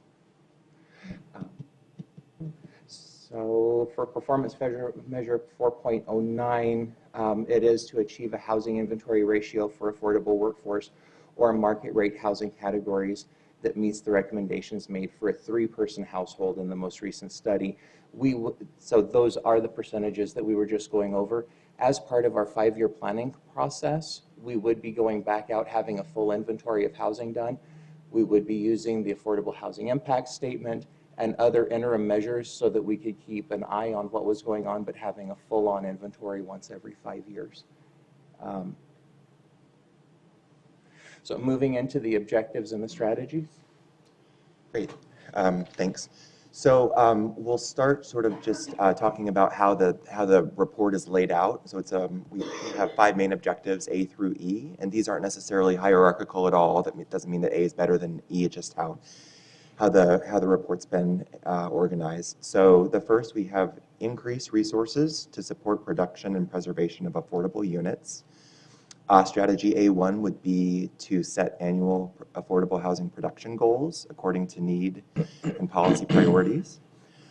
Strategy A2 would be to dedicate annual funding allocations to the existing Affordable Housing Trust Fund. And this could be from any number of sources. It could be an initial seeding from the general fund, a portion of sale or lease revenues from city-owned land. You could also take a look at identifying some potential new revenue sources, such as a portion of sales tax. And all of this to be sort of with a mindset of prioritizing resources to address the most critical needs and the sort of AMI bands where the housing gaps are the largest. And as Levon had mentioned earlier, there's 20 strategies in the report, and so we wanted to make it a little bit, have some priority strategies that we could surface for you that are sort of easily implementable and that sort of are low-hanging fruit that can be get off the ground fairly quickly. So we'd recommend that the Tempe determine an annual trust fund contribution that does not adversely impact all the great housing programming that's currently underway, and that would be during sort of a phase 1. With a gradual ramp up over the near term in phase 2. So the recommended action items would be to consider a one-time allocation of general funds for initial seeding into the Affordable Housing Trust Fund, and then to commit to the trust fund a portion of proceeds from those other sources we talked about. So whether it would be citywide ground leases, sales, or development agreements. Objective B is to incentivize the production of affordable units in private development. So this gets a little bit more to talking about some of the market levers that can be used, especially in the context of a transportation overlay district where there is some current upzoning happening. So it would be strategy B1, expand the use of incentives. These could be fee waivers, reimbursements, abatements. We would recommend expanding the eligibility of the fee waiver policy to include households under 80% of AMI. Again, that's where some of the most of the cost-burdened households are located. We recommend expanding the fee waiver program sort of beyond the Apache Boulevard redevelopment area and include eligible projects citywide. And to require that the qualifying level of affordability be documented in a covenant that's recorded on the property with a fixed term of at least 30 years. We have one question, Vice Mayor. I have a question about strategy B2. So the density bonus program, is that just with transit-oriented development, or could be other areas as well that don't meet the half-mile guideline? Is it within a public transportation? I mean, density bonuses certainly don't have to be near transit by definition. I mean, they can be sort of any portion of land that the city decides that there can be some tiers of intensified But it says development. TOD here, is that? I think that this is maybe referencing the planning efforts underway now, so that would be sort of a first way to look at it. Because of the urban core master plan? Correct. I see. Yeah. Okay. But not to exclude other areas, yeah. Okay, and then so in terms of a strategy that we would recommend prioritizing, expanding the use of incentives such as fee waivers, reimbursements, and abatements. So recommended action items would be working with community development, human services, and other relevant departments to begin to create kind of a formalized incentives menu with very consistent eligibility criteria and a transparent application process that is easily accessible online. And we would recommend targeting August 2019 for implementation. So where new development applicants could sort of opt in to a voluntary dedication of affordable units in exchange for those incentives that we were talking about. Vice Mayor has a question. So is it okay that I ask per slide? Because I don't want to just leave it at the end and have to. Yeah. Okay. With the recommended action items and working with the other relevant departments, could we also add to that state? There's a movement afoot to actually help fund the Arizona Trust Fund. And it's historically been really rated, and there's a movement to replenish it, in which case there'd be opportunities for Tempe to apply for those funds. So could we expand that to say other relevant departments and state agencies? I would think so, yeah, as long as it, yeah. I don't think that there's anything that would preclude you guys from partnering with other agencies. Yeah. Okay. And also to that, and I mean, I wouldn't be in favor of expanding the current fee waivers that you're suggesting in B1, especially in places like Apache Boulevard that you mentioned, because we're already looking at that as we speak. But also, if we could look at households under 80% AMI that we're looking at, if our staff thinks that it will help us attain that goal, I think that's something we should be open to. I think this is a good option.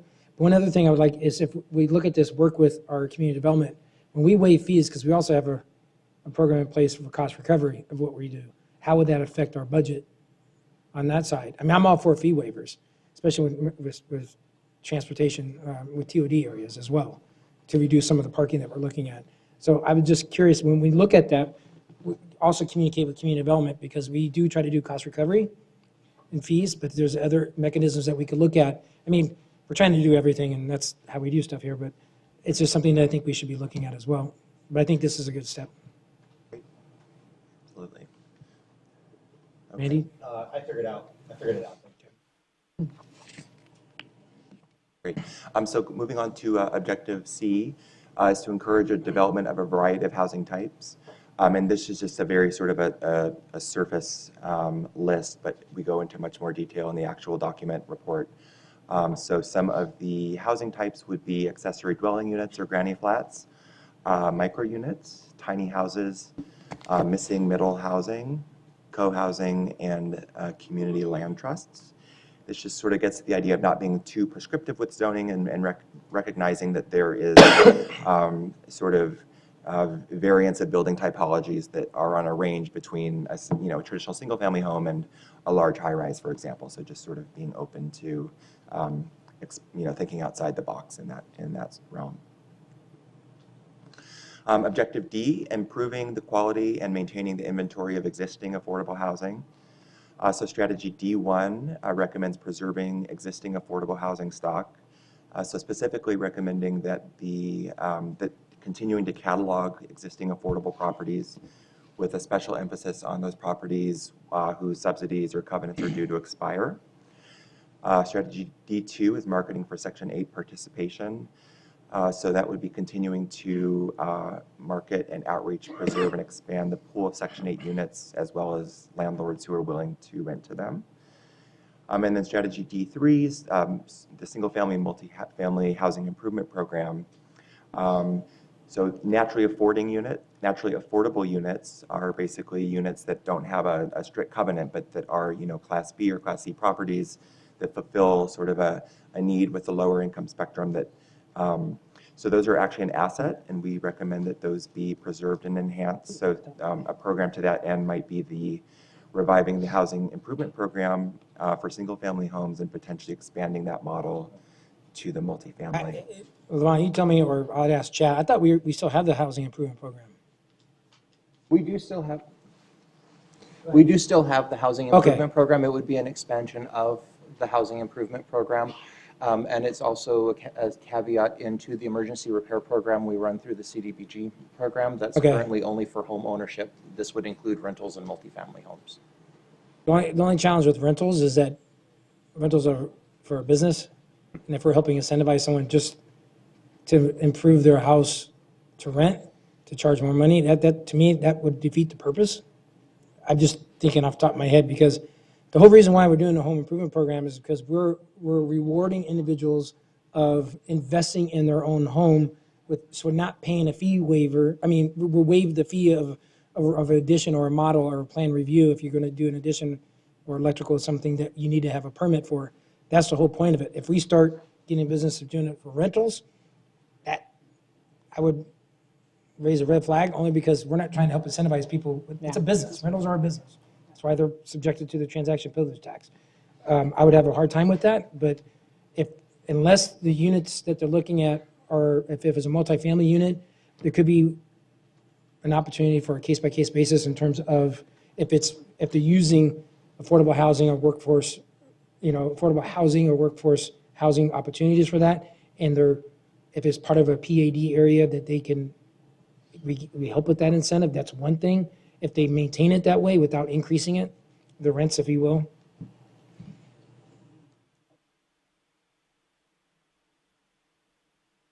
Get a consensus on that? Can I don't know, do we need to give consensus not to offer a HIP for rental? Because I think that defeats the whole purpose. You're going to have everyone in the world coming that is a rental property owner looking for an incentive, and we know what happened with alt fuels. It was well intended, but kind of busted the bank, if you will.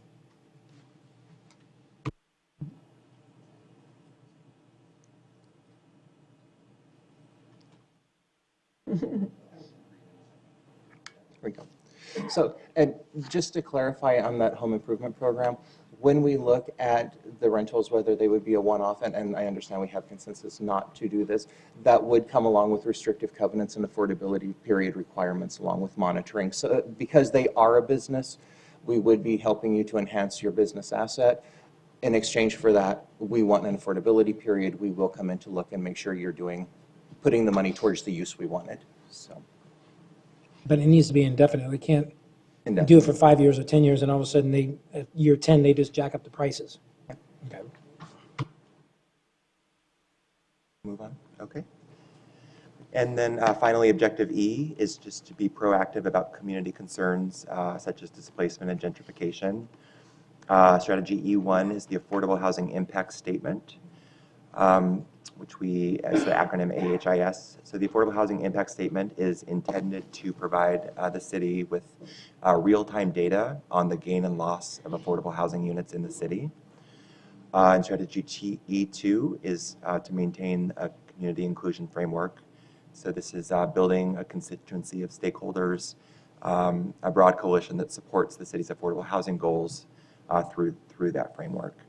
And in terms of a priority strategy here is the affordable housing impact. Oh, yeah, yep. Vice Mayor Kuby. Actually, it is about AHIS, but I'll just wait till you go through the AHIS. Sure. Comment. So this is probably familiar to you all, that you requested that city staff begin implementing the form for new development applicants. And the preliminary implementation for this program was in effect early this year. So we would recommend that the community development staff continue to collect the data submitted by developers and then relay that to housing staff and human services on a quarterly basis. And then housing services staff would analyze the data and relay the information to council. Councilmember Adams. Just to make a point, when you brought up the stakeholders on the previous slide, I just want to point out that and the more we can work with our developers too in Tempe, the better, to really partner with them and try to have a good working relationship to help this happen. Yeah, for sure. Thank you.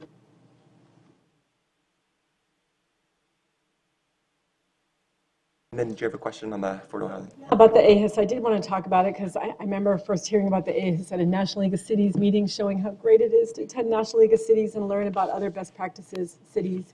And I just want to make sure that we don't just look at this at the building permit stage, which I think was the current plan, but we look at it from the very beginning when it's being proposed to us. And the reason why, I can't tell you how many times we've looked at a development and I read through all the forms and all the information, and there's no information about whether it's affordable, workforce. You have to kind of divine some of it, or this market rate. And then we have a lot of misunderstandings sometimes with our residents who think that a luxury housing has been approved, when it's not luxury, it's market rate, and there's a mixture. So I think it's important. It can't be used as a basis to decide for or against a development. I realize that, but it does offer us a snapshot in time and a clearer picture of what the project that is before us it is. So I would urge that we don't look at it at the building permit stage. We need to do it then because something may change. They may end up putting less or more or something, but we need to also know early on when it's first being presented to us. Yes, Councilmember Keating. To that point, I absolutely agree with the Vice Mayor. In fact, I had a discussion today by email with a resident about this issue in particular, about is it market rate, is it luxury, is it workforce, is it affordable? So I think any clarity that we can have on that at the soonest possible time will kind of help maybe curb some of the misconceptions around some of the projects that we look at. So I fully support that. Consensus?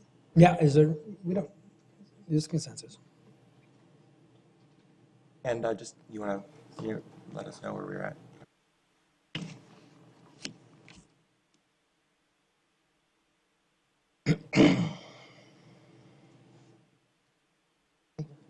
There we go. Okay. So where we are right now, this affordable housing strategy did just come off on the 31st. It came off the public comment. In reviewing the initial public comment, the folks have been more than reasonably supportive of this project.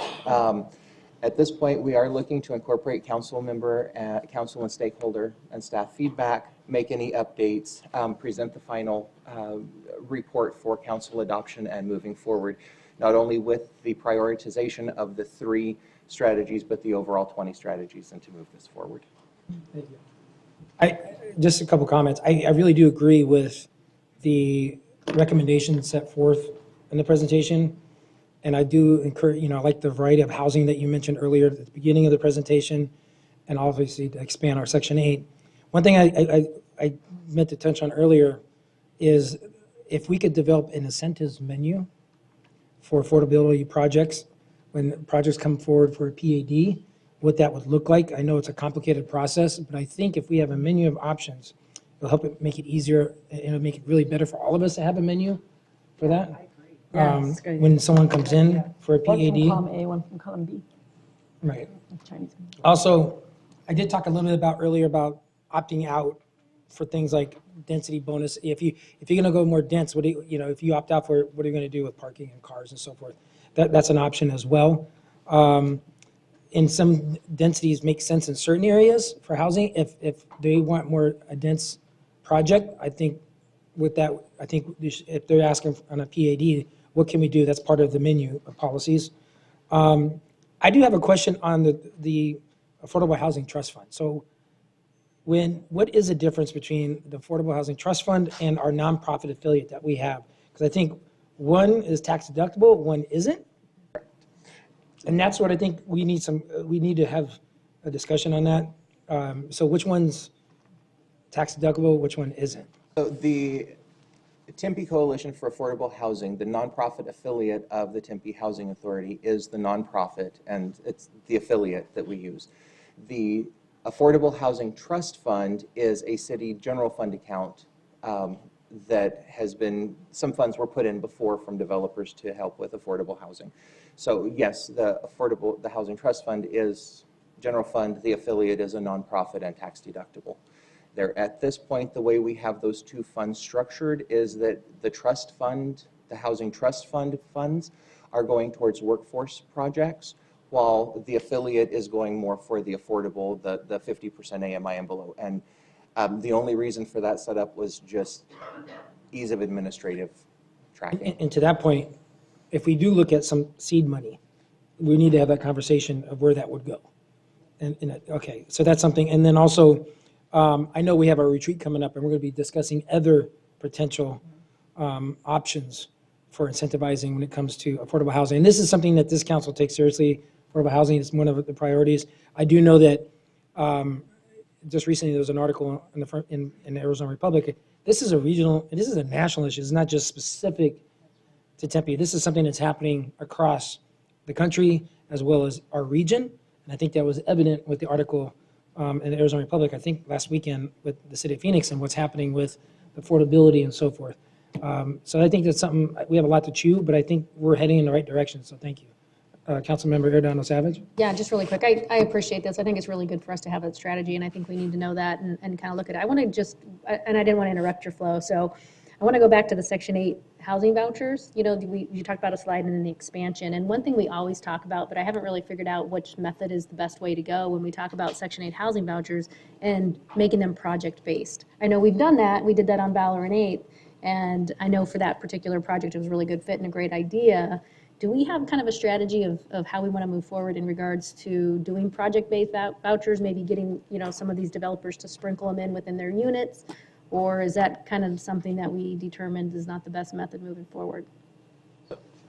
When we go to project-based vouchers, one of the overarching restrictions is that we can only project-based 20% of our overall allocation of 1,052 vouchers.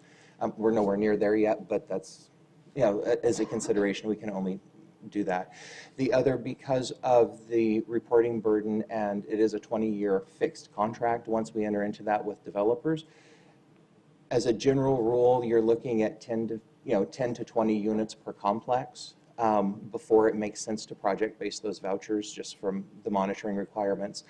The other factor that comes in with projects is if more than 25% of that complex has assisted vouchers, project-based vouchers, then the developer or owner of that complex would be required to provide supportive services, but there's no administrative funds to come in towards that. So we do look at affordable housing developments to see the feasibility of putting project-based vouchers in, but unless the project was designed from inception that it would have project-based vouchers in it, a lot of times it just doesn't make sense once they get further down the road and they've either put in for the LIHTC tax credits or talk to Federal Home Loan Bank, because that does change the deal structure of the capital stack. Then my other question in regards to vouchers and VASH vouchers at the same time is, how do we expand our number? What is that based upon? That we actually have allocated? Like, what did you say, Section 8, we have 1,100 or something to that effect? For the Housing Choice Voucher, we have 1,052. For VASH, we have 10. It's a formula for VASH specifically. That was a formula allocation done between HUD and the Phoenix VA based on the number of eligible veterans and by the jurisdiction. We do actually have more VASH vouchers in Tempe proper than the 10 vouchers we have because we are administering. The last time I looked, we were administering another 10 vouchers from surrounding jurisdictions where they had moved in here for various and sundry reasons. In order to increase the number of vouchers that we have when HUD puts out a NOFA saying they have vouchers available, A, we have to demonstrate proper running of the program. B, we apply for it and we do compete with the other jurisdictions for increased voucher allocations. And does that have to do with our population? Population is part of it. With the census coming up, we will be taking another look at that. I know HUD has said in their news releases to the housing authorities that they are anticipating putting out some new voucher releases in conjunction with the census. Mm-hmm. All right, thank you guys, appreciate it. Vice Mayor Kuby. So I know that public engagement has been exhaustive, and thank you so much for all of that. That's the Tempe way, and I so appreciate that. And the online feature as well has been great. And I attended some of the public engagements, and it was just made me proud to see how well we informed people and reached out about this to our neighbors and our residents. So the one sort of gap I'm seeing, and I don't know why I didn't see it before, is I'm wondering about, I know ASU has attended some of the events and they're aware of this, but if we have, say, 31%, I think of, 25% of adults in Tempe live in poverty, and we know a large chunk of those are students, ASU does need to be part of the picture here in helping us to create and maintain affordable housing, workforce housing in our city. So how are we going to, and maybe it's going back to that slide, including ASU as one of the, the departments or resources we need to look to, but how are we going to further engage ASU to help be part of this solution? Because frankly, they're helping to create the problem, so they should be part of the solution.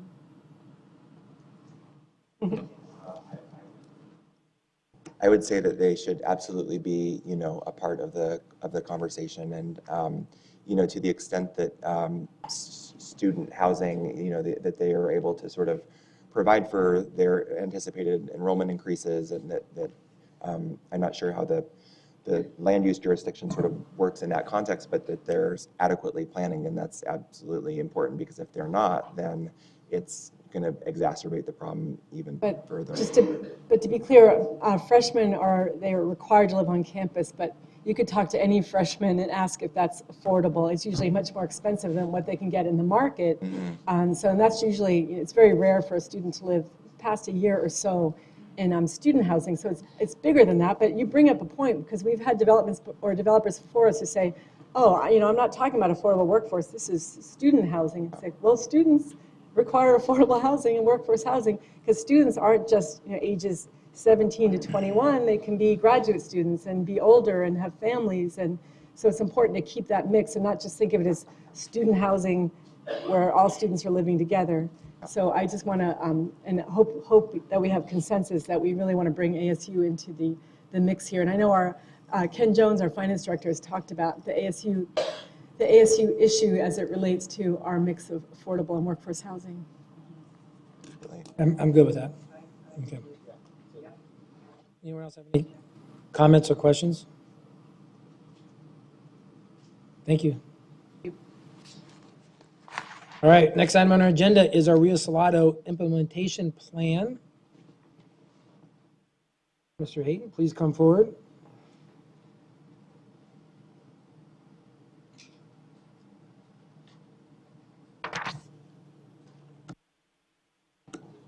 All right, I think I got it figured out the first time. Good evening, Mayor and Council. Craig Hayton, Parks Manager.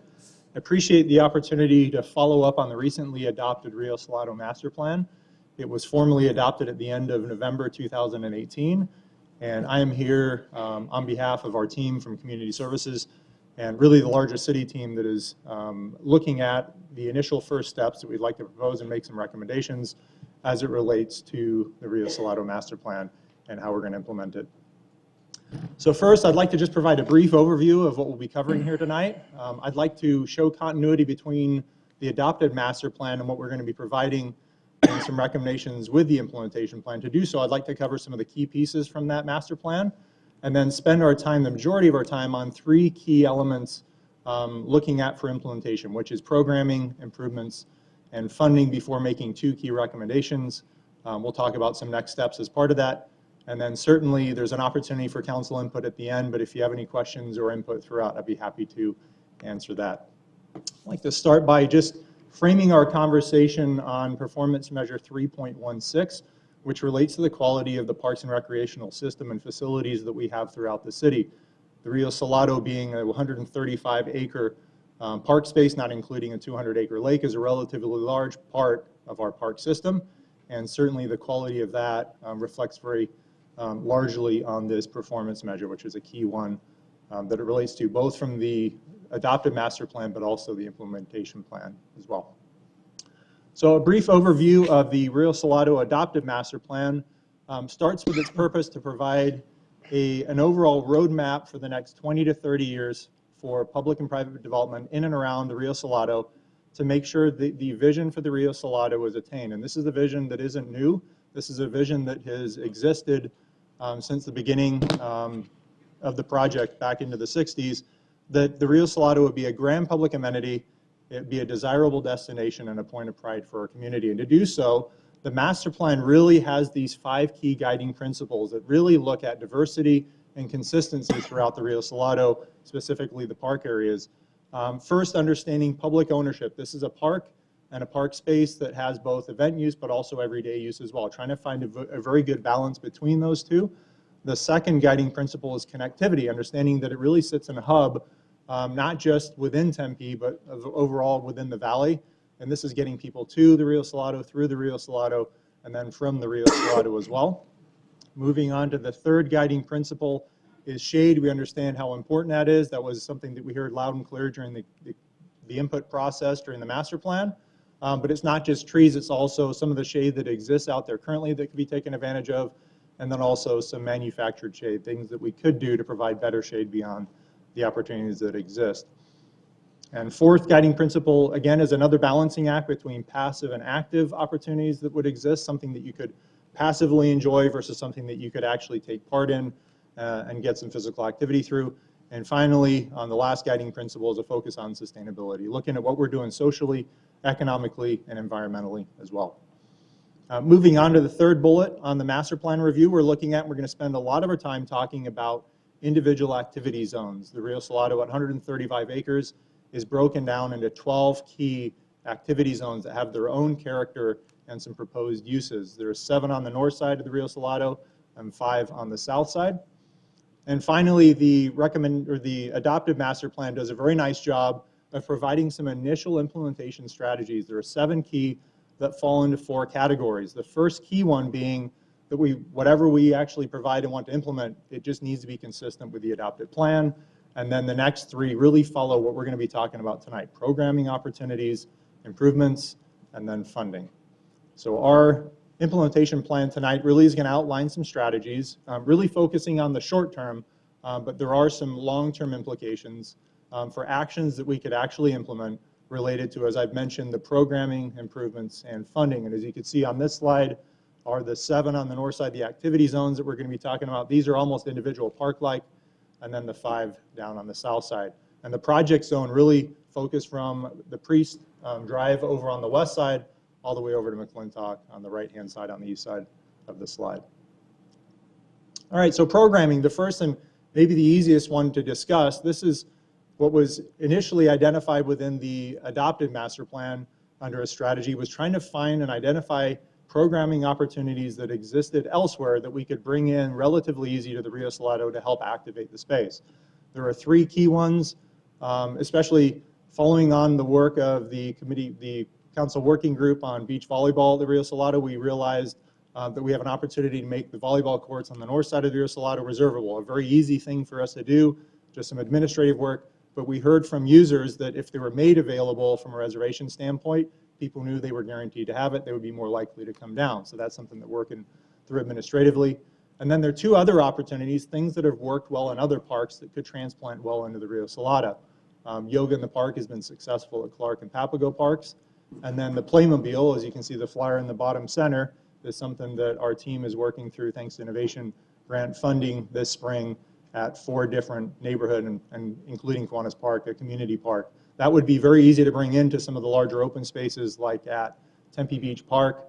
If you come through and there's no event there, there are a lot of families, people coming to, but there are opportunities to actually activate the space. And I've added a picture from the art on the Atlanta Beltline, a large transportation project that has a lot of open space, but there are opportunities as well for some physical art within as well that would bring people out to a park to help enjoy it. So these are really some initial programming opportunities that we have. Certainly some additional improvements could be made to the same volleyball courts as we identified back in February as we reported from the Committee of the Whole Working Group. Moving on, we're going to spend a good deal of time talking through physical improvements and want to really focus the conversation initially on our process that we utilize in our approach for capital projects. This is the way that we actually approach capital projects and place the improvements recommended through the master plan in the appropriate categories. Talking through our methodology, we wanted to approach it as objectively as possible, making some recommendations, and then we're going to review some scores and prioritization from that. So our current asset management approach that we're going to hear about probably even later during the capital improvements review from Mr. Jones, we take a four-tiered approach to capital improvement projects, and a four-tiered asset management approach starts with public health and safety concerns and then existing infrastructure that exists within the park system. And then we move on to levels 3 and 4, and these are enhancements and additional amenities that could be added within the park system. And it's important to note as we move forward from here talking about improvements that we're really focusing on levels 3s and 4s.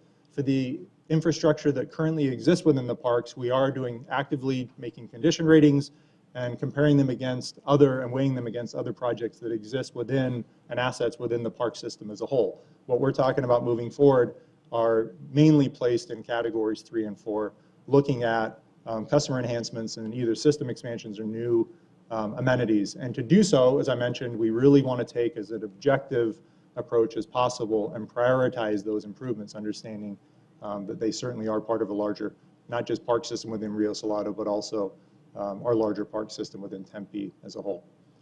So our approach is to take these 12 different activity zones and look at two key aspects as recommended by the master plan. At the end of the slide at the very top in red, we're looking at these 12 activity zones and then scoring and prioritizing them based on the improvement impacts that an improvement could make within an area and then the potential. And as the next slide identifies, this is a 50-50 score between these two. We have included more in-depth scoring materials within the packet materials, certainly as we get into some of the individual activity zones. But the improvement impact really focuses on a score of how developed a site is currently. If a site is fully developed currently and it has some park space that's being utilized, it scores lower than an area that is completely undeveloped. We're saying that if an area is undeveloped, if we were to provide some improvements, it would make a greater impact, therefore it has a higher score. So the greater development that is there, the lower the score. Second, we have the improvement potential. This is the balancing act that we mentioned through a couple of the guiding principles. First, looking at whether some of the improvements that could fit within these 12 activity zones, we're going to provide a balance of passive and active uses and providing some scores for those, as well as everyday use, balancing out with some events, tournaments, and some revenue fees. And then we added an additional element on this last piece that focused on some of the support amenities, most specifically restrooms, understanding that there aren't a lot of support amenities in the Rio Salado currently, understanding its size. This would give us, as we break down these two areas and we add them together, give us activity zone scores, which ultimately lead us to rankings and help us prioritize some of the improvements that we're going to recommend moving forward that come out of the master plan. So what I've provided here on this slide, just looking at the table from left to right, the area is actually the activity zone as identified earlier in some of the slides within the Rio Salado. The side is whether it fits on the north or the south side of the Rio Salado. The improvement score, the improvement impact score, excuse me, is based on how undeveloped. The greater the score is how less developed an area is, and the improvement potential score is based on those passive and active opportunities, support amenities, and whatnot. And then finally on the right, you can see the total scores as we've gauged them. The areas and activity zones on the left have been organized based on total score. And as you can see on the far right, the first two areas, entertainment, North Shore, and recreation / adventure, are clearly open, 1 and 2, and then there's really a logjam, a four-way tie at the third place, whether athletics, which is the area just to the east of, or excuse me, just to the west of the bridges on the north side. That goes south. Entertainment South Shore, which is the Tempe Beach Park area and the area under the bridges on the South Shore, as well as the Riviera North, which is really a large undeveloped area over by ASU on the far east side. So these are the scores as we've tried to approach this as objectively as possible, which will lead us to some recommendations. But as you can see, these are some of the areas, the activity zones, and the scores. Are there any questions before we move to the next slide? Okay. Thank you. All right, so the big question then is, what could some improvements cost within some of these areas? And to provide some input related to that, our team looked at some comparable water and riverfront projects, understanding that there's already been some great work done, not just in ideas and examples, but also that have some hard construction costs, so that we have a better idea informing what could possibly be some costs.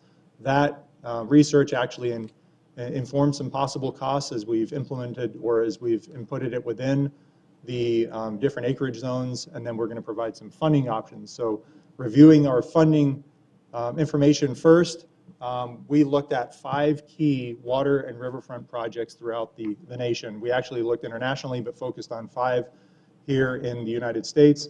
On the left, you see the city that these projects were actually housed in. What I've not listed is the larger Rio Salado-like project that they were a part of. I've identified a park name, which is a smaller activity zone level.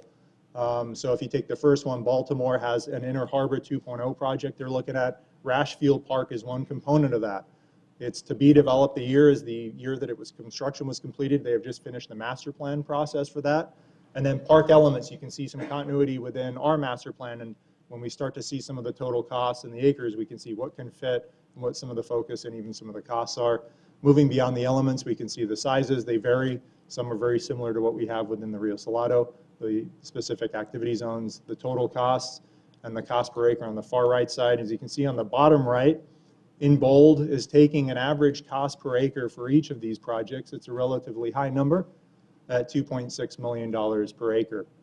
So the goal for the next slide is to really look at, again, the ranked areas by activity zones on the left, adding the size, which is the acreage of these activity zones, keeping in mind the scores and how they've ranked, and then simply inputted the $2.6 million per acre from the comparable projects. This isn't what it will cost. This is at least a rough order of magnitude so that we have an idea of what potential improvements, full potential improvements, could cost us within this. And as you can see, they vary based on the size. The Riviera North, about halfway down at 3.4 acres, is our smallest at about $8.7 million. And then we have some of the larger areas on here as well, like the cultural, which houses at the very bottom, next to the very bottom, houses the Tempe Center for the Arts at $59.7 million. When you consider the Tempe Center for the Arts is there, it's a reasonably gauged price at $60 million almost. So this is, again, not what it will cost, but a possible projection of what we could expect. So how would we possibly pay for funding options? Again, the options that we list here in public and private really flow out of some of the comparable projects that we looked at. Certainly on the public side, we have the capital improvement program that we're going to talk about. There's GO bonds, general obligation bonds, as well as development impact fees for improvements. And then there's a community facilities district, CIP, that relates specifically to the lake and the lake wall as well.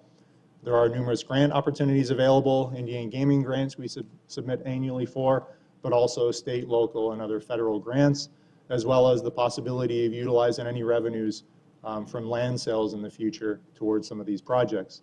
So these are really our public options, but many of the projects that we researched were heavily funded by private opportunities as well. Private development could choose to come in and make some improvements that really lines up with their goals.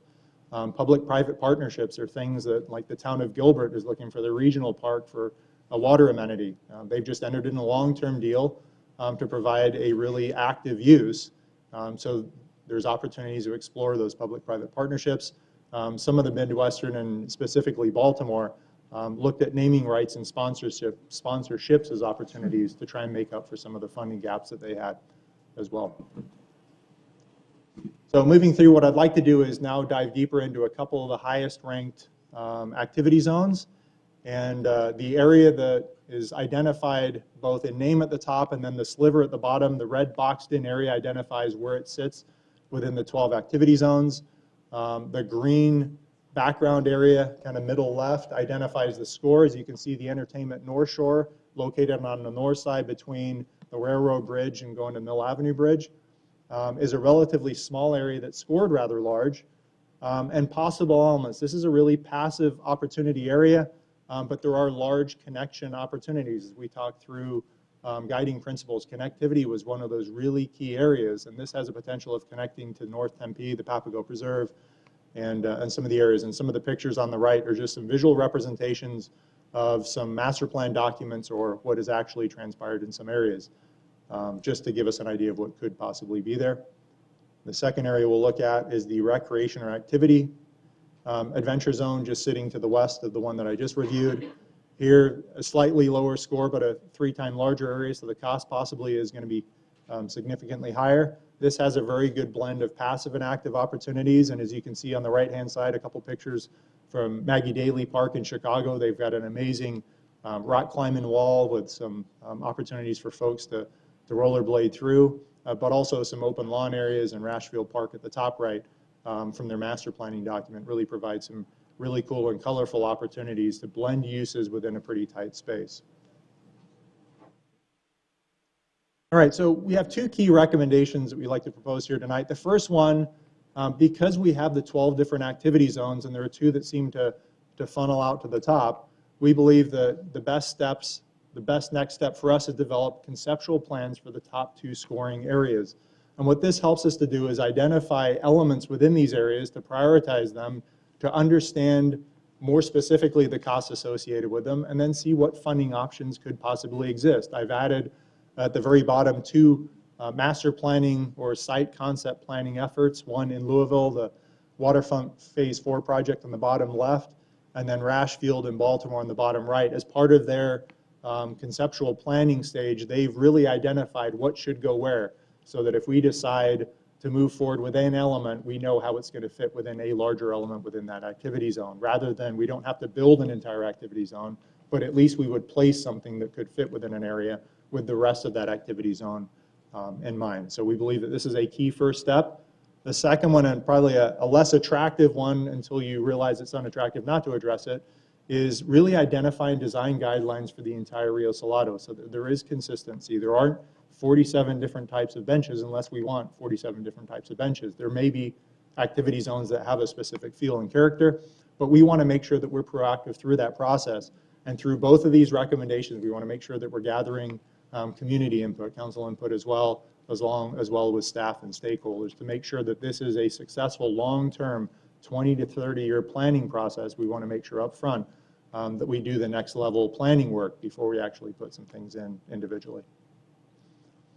And then our key next steps, coming up in the next few weeks, we'd like to update our main stakeholders from the boards and commissions. There certainly could be more, but the Enhanced Services Commission meets next week, and then the Parks, Recreation, Golf, and Double Butte Cemetery meets 2 weeks from now. We would love to provide them an update on our next steps, but we would also like to issue a request for proposal for those development of those 2 key activity zones as well as the design guidelines. But then there's a great concurrent opportunity for us to issue a request for information to see what ideas people have for public-private partnerships within the Rio Salado as a whole. So these are opportunities as we look for funding possibilities that wouldn't necessarily come from the city. We believe that this is a really great next step this summer for us to go down this road and then follow it up after we review our options with formal requests for proposals for an public-private partnership option or options that we want to proceed, understanding that these do fit within the levels 3 and 4. These are the improvements, not looking at existing assets.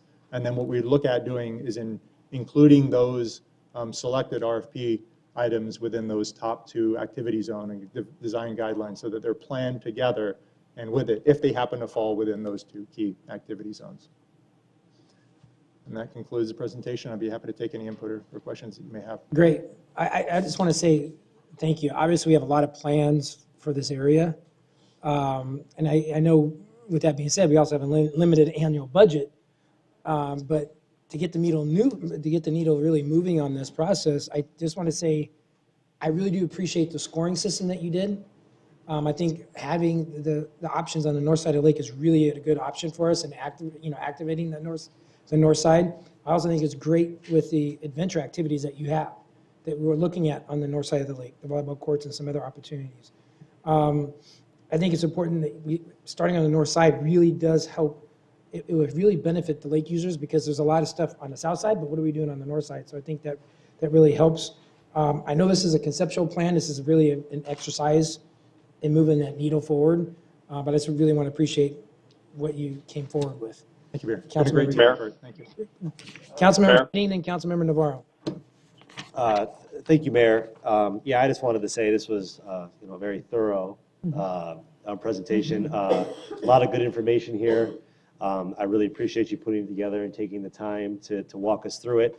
I absolutely agree with the mayor that starting on the north side would be my preference for the reasons that the mayor stated. There's a lot of stuff on the south side of the lake, not so much on the north side of the lake. So I think we need to take a look at that area and start adding amenities that the people north of the lake can enjoy. So well done, and thank you. Councilman Navarro? Oh, thanks, Mayor. Yeah, no, I totally agree. I think, obviously that north side area definitely has advantages to start really letting staff really dive down in, kind of find out, the good possibilities, the partnerships, really kind of pinpoint on what type of funding we're going to actually need. The fact that, we did a volleyball investigation of that area, and, overwhelmingly, we've got a lot of positive feedback on what could transpire from just doing a better job on improving the quality of courts in that area, along with the potential of other amenities on that north side of the lake. So I think they're spot on to really target that area and start the improvement, and just look forward to see what staff brings back. Councilmember Arredondo-Savage. Thank you very much for this, because I think it's really good for us to always think about a vision and a future and what we want to do. And I definitely agree. I think working on the north side's a great way to go. I think you identified a really key area that I think we can really, put on the radar in the future. I think that's a great thing. The one thing I kind of want to make sure that we continue to do is we look at the lake as a whole and not necessarily wait till we actually are able to implement these things, but to make sure that we are doing programming now. With the areas and the spaces that we have to the best of our abilities, because I think our residents want the ability to utilize the lake, and we need to be able to give them those different options to do that. So again, I know this was a lot of work and a lot of input, and I certainly do appreciate it, so thank you for that. Anyone else? Great, thank you. All right. Next item is our initial recommended capital improvement program. It's a follow-up from our last meeting. Mr. Jones. Good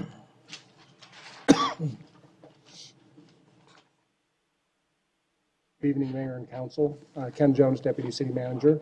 I'll let Mark and Shelley introduce themselves. Good evening, Mayor and Council. Mark Day, Municipal Budget Director. And Shelley Seiler, Engineering and Transportation Deputy Director.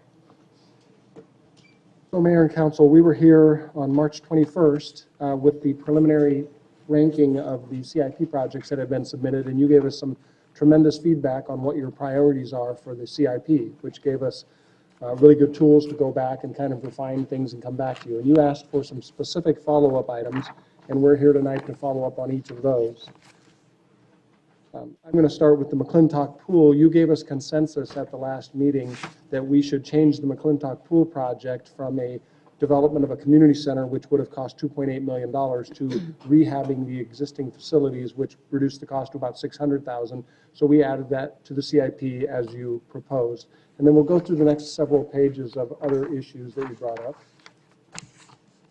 Okay, there were two projects that were related to the golf courses, and a request is made for a breakout between the Rolling Hills and the Ken McDonald. So the first one is related to golf course asset management or maintenance of the facilities.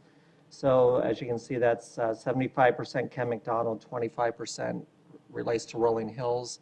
And then the other one is, mix those up. The first one is golf course asset management, so that's related to maintenance of the courses.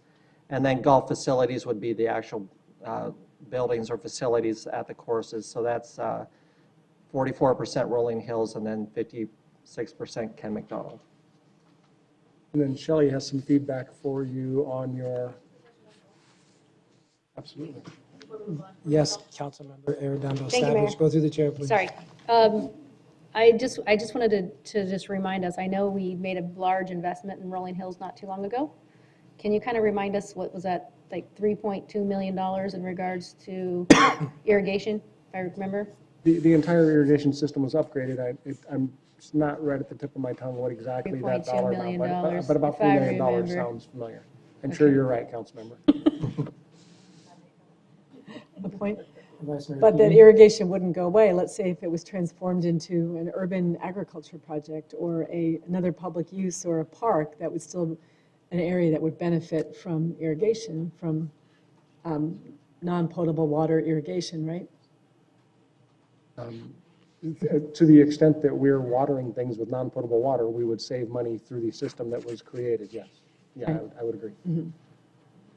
My point being that if we ever did transform, and I'm not suggesting that this is a big idea, and I mentioned it as like a dumpster fire because I knew it would spark, I want to spark some robust discussions. That's what our budget should be about. Like we should have the feel comfortable in the space to be able to discuss some of these issues. My point being that the investment in irrigation could go to other purposes in addition to just a golf course. Correct, Councilmember. The system that was created enables us to use the non-potable water to irrigate, and I would presume that that could be used for other uses other than just golf course, sure. Go ahead. Oh, sorry. Although it is Councilmember nice, Adams. it is nice. The system works really well, and so I like it that it's going to the golf course right now. Great. Thank you, Ken and Mark. So at the last few meetings, there was some discussion on 3 of our grant-funded projects that appear in out years of the CIP. And I thought it would be useful to just touch on a few points regarding the transit fund. So as you all know, the transit tax was passed in 1996. And one of the things that we've been seeing is that expenditures are exceeding our revenues. And we're spending down our fund balance so next year we would be spending it down by $11 million. And that's of a $55 million fund balance currently.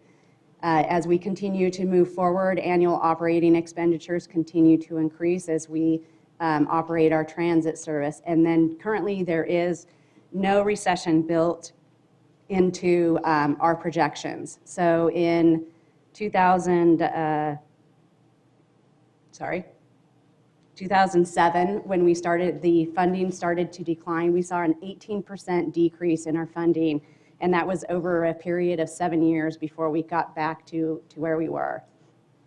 So staff recommendation for those 3 projects is to leave them in the CIP and then approach this subject at a later time, knowing that we may have some difficult decisions to make as we approach the design.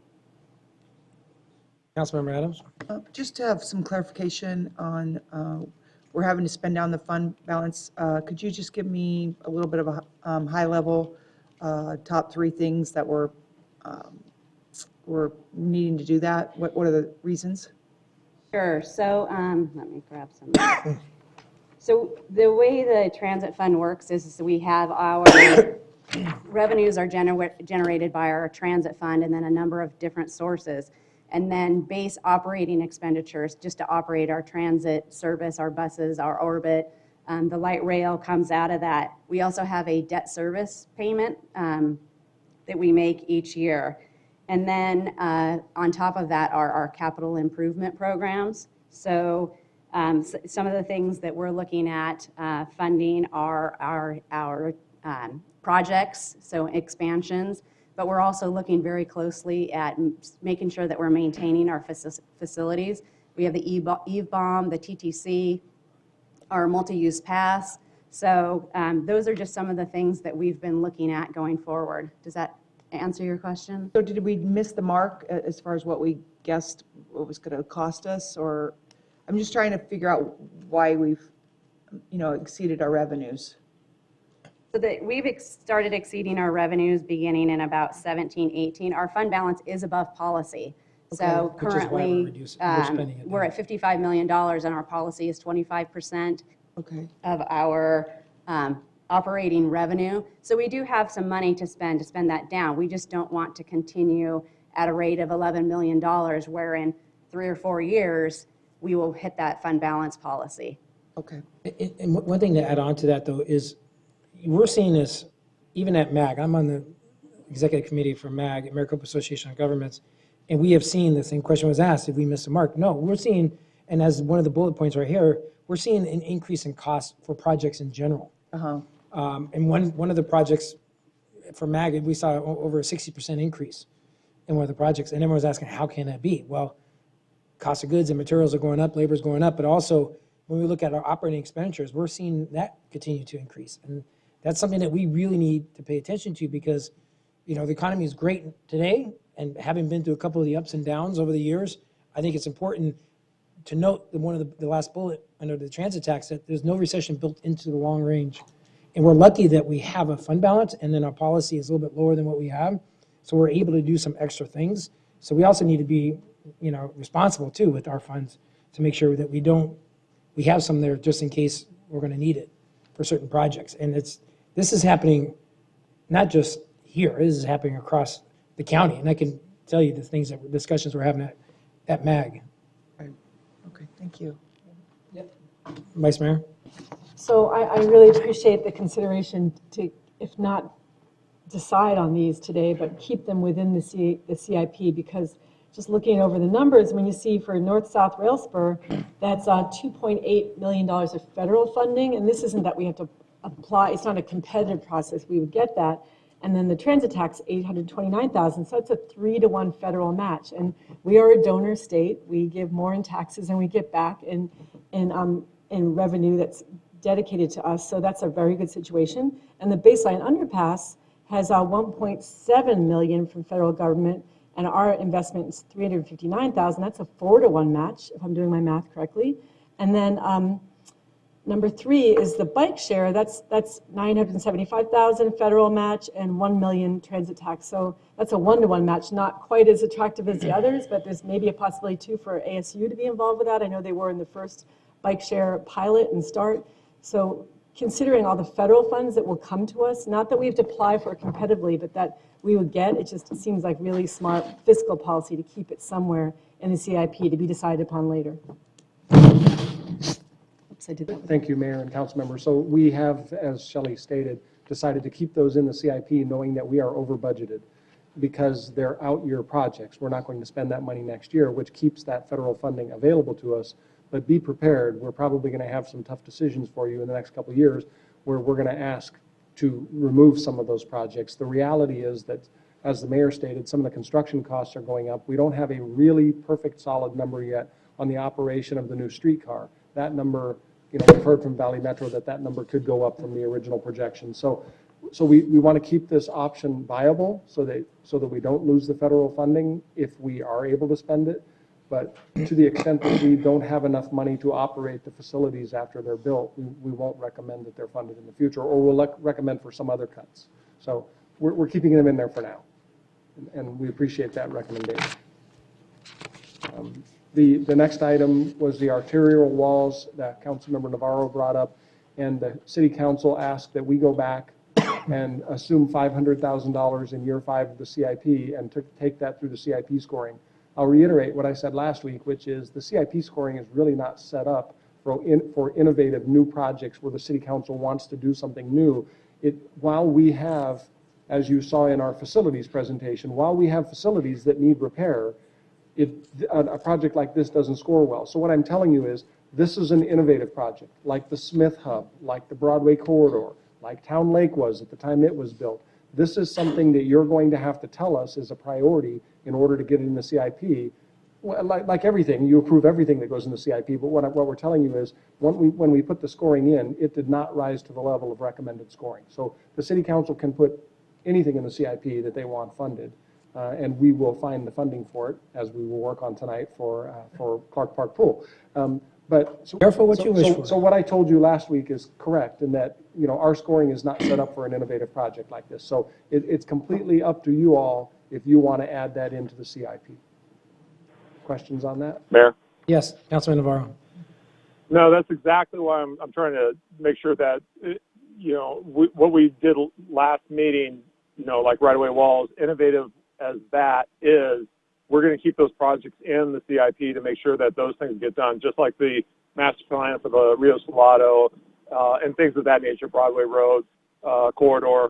I want to make sure that we still stay dedicated to those things. And as we go through the process, we're going to also figure out some other avenues of revenue, or, you know, basically it's the commitment of the council that we're going to take these projects on for the improvement of the city, and I want to stay true to that. Councilman Keating? Thank you, Mayor. And Ken, just remind me, and I think this is, if I remember this correctly, we're talking about $500,000 5 years from now is not being taken out, $100,000 for 5 years, but in 5 years this will be considered. So there's still time in my mind, like if it comes to a point where we find out we can't afford this, we're not spending the money today or tomorrow, but we're going to look at it in about 5 years' time.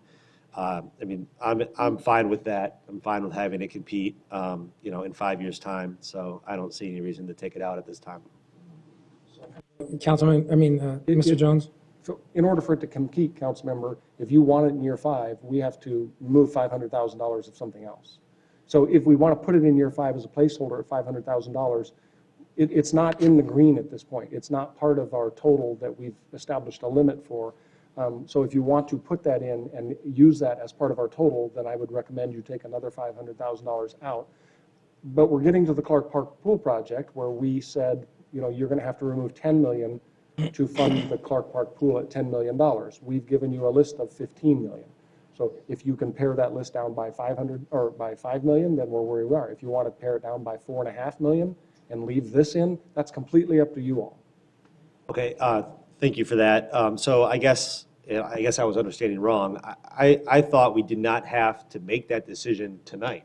I thought this decision would be made when this comes up for consideration at whatever time it fits in the CIP schedule. Is this something that we are finding $500,000 for tonight? If you want it in year 5 of the CIP. Yes. Thank you. Councilman Adams? Mr. Jones, where are we at as far as our reserve funds? The reserve fund in the general fund? Yes. The last time I looked, we were projecting about $88 million, which is about 40% of annual revenue. Our target is to have 20 to 30% of annual revenue in the general fund. So our current long-range forecast shows that we would, so that 40% represents roughly $20 million above 30%. We expect to be $10 million in a couple of years. We expect to be down to fund balance policy within 5 years, 4 to 5 years. So that's where we currently are. Okay, thank you. If you want to give direction on arterial walls tonight, you can do that. If you want to wait, Mark, what's the deadline for getting something in the CIP? We'll be coming back on April 25th with the recommended budget. So probably by then we'd have some direction. So the city manager's recommended budget, if you want that to be included in his recommended budget, you can tell him now. It cannot be, it can be excluded from that. You can change your mind. You will have 2 hearings to approve the budget if you want to do it at that point. It's completely up to you. Well, let's. Mayor? Yes, Councilman Navarro. No, and like I said, I definitely want to try to keep this in the budget. I know that we're going to make decisions a couple of weeks from now, but for now, I do want it in the budget. I want staff to go back and try to find out any other areas that they can see where things could be cut or utilized. I know we talked about finding not only $10 million, but $14 million for the pool. And we're trying to address, $10 million for the pool. So if we come up with $14 million in cuts, and we have to go down to the bare bones of this stuff, I know everything has to compete, but the long and short of it too, and maybe I'm wrong on this, Ken, but I'll say this: we do have projects that are not even on the tax rolls yet, projects that are not even producing any revenue yet, that will hopefully, I know we can't predict this, come online in maybe 1 or 2 or 3 years. So I don't know what our 5 years is going to be in year 3 from now on projects that are going to come up, but I do want to keep the right-of-way walls because I do think it is a value for, especially for our aging community in our central and southern and northern parts of our cities, giving back to those residents to improve their neighborhoods, as we're doing within the downtown area. So I think what we're doing in the downtown area should have a trickle-down effect to what we need to do in those neighborhoods. Councilmember Adams? Yes, I agree with Joel on this. I think it's important to keep the right-of-way walls in the budget. Okay. If we can, let's look at what the recommendation, I mean, what's next on your slides? I mean, we're not done with this conversation by any means, because Clark Park Pool is the next slide. that's right. We need to look at the Clark Park Pool and look at the adjustments that we're looking at making and what's coming out. And I'm assuming because I know this council, there's some challenges, some of the things that we're removing out of there. So that's something that, and then on top of that, we're looking at taking out, if you want to move forward with the right-of-way walls, that's another $500,000 that we got to find. And if you can explain the current funding that we do have, because we're spending the money based on the authorization we have from our residents, based on the bonding authority that we have, and we are going to have to go back out, even for this 5 year, if I'm understanding this correctly, for our 5-year budget that we're going to be adopting at the end of this year, we're going to still have to, that's all dependent upon going back out to our voters with reauthorization of the revenues. Is that correct? Yes. Okay. So even if we approve this budget today, we don't have all the money authorized to spend on a 5-year CIP. We still have to go out and ask our voters in 2020 for reauthorization to spend the money that we have dedicating based on a 5-year, what we're adopting. It's a good idea. Couldn't we add that amount to our bond authorization request to the voters to see? So Mayor and council members, we that? have a great presentation for your retreat coming up on the 12th. And That's it. so I'll give you a preview, and that is that all of this GO bond funded CIP that we're looking at tonight, we're not looking at water wastewater, we're looking at GO bond funded projects. The limits on GO bond funded projects are we're paying those with secondary property taxes. Our secondary property tax, we have a policy to stabilize our property tax. So what we've assumed is that we are maintaining that policy, which is to only increase our total primary and secondary property tax levy by inflation each year. So we assume that's going to happen. We estimate what inflation is going to be. We also estimate what new projects are going to add to that. So we have estimated what we believe is a reasonable limit on the amount of secondary property tax that we will have to repay those GO bonds.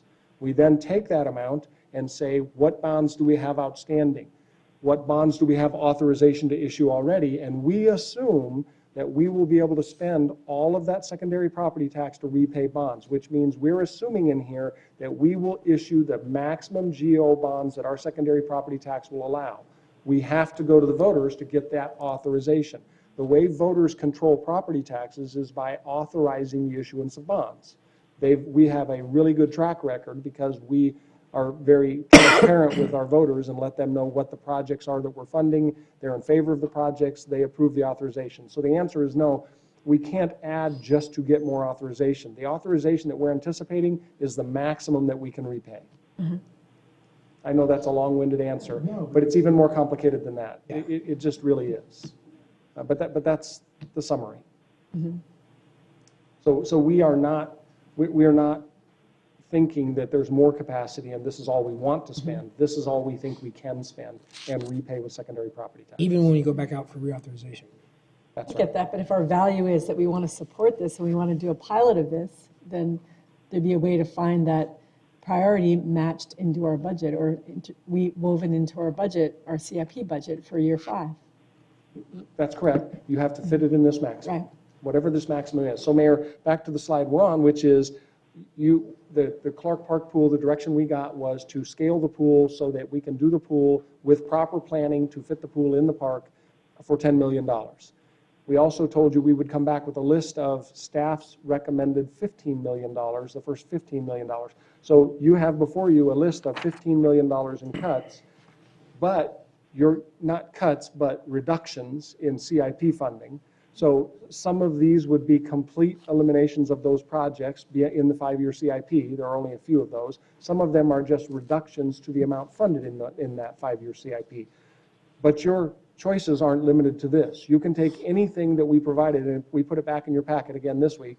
Everything in that green list that was funded previously, you can reduce. These are just staff saying, if you were to look at these, we think, you know, these are some things you should consider. But you don't have to limit your consideration to that. So there's any number of ways we can do this.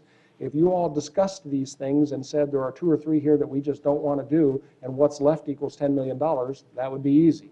But however you want to approach this, to get to $10 million so that we can add $10 million for Clark Park Pool. And by the way, we added that in the years it was originally proposed, which is to begin in 21-22 and to be completed in 22-23 for Clark Park Pool. Councilmember Arredondo-Savage.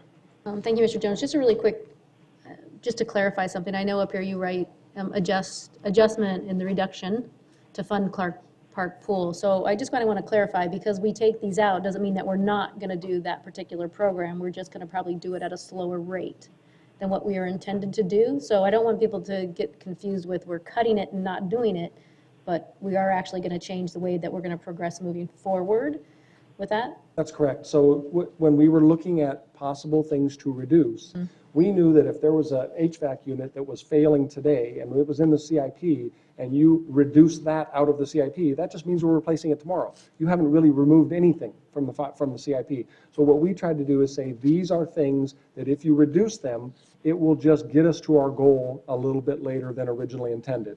The first one on there, roadway mill and overlay reconstruction. When you looked at that last week, you all had the same conversation. Do we want to reach our goal in this year, that year, or the 3rd year? That's what we're talking about with most of these things. There are some exceptions.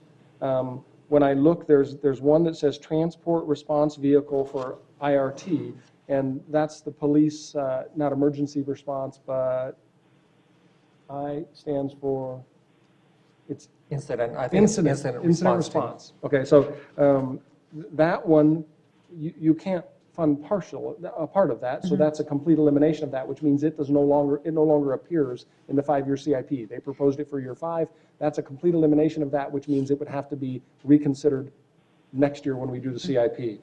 Roundabout at College Avenue and McKellips Road, that one also, $500,000 completely eliminates that from the 5-year CIP, which means they would go with the traffic signalization that they had talked about in lieu of a traffic roundabout at that intersection. The only other ones, City Hall complex, restrooms and parking lot configuration.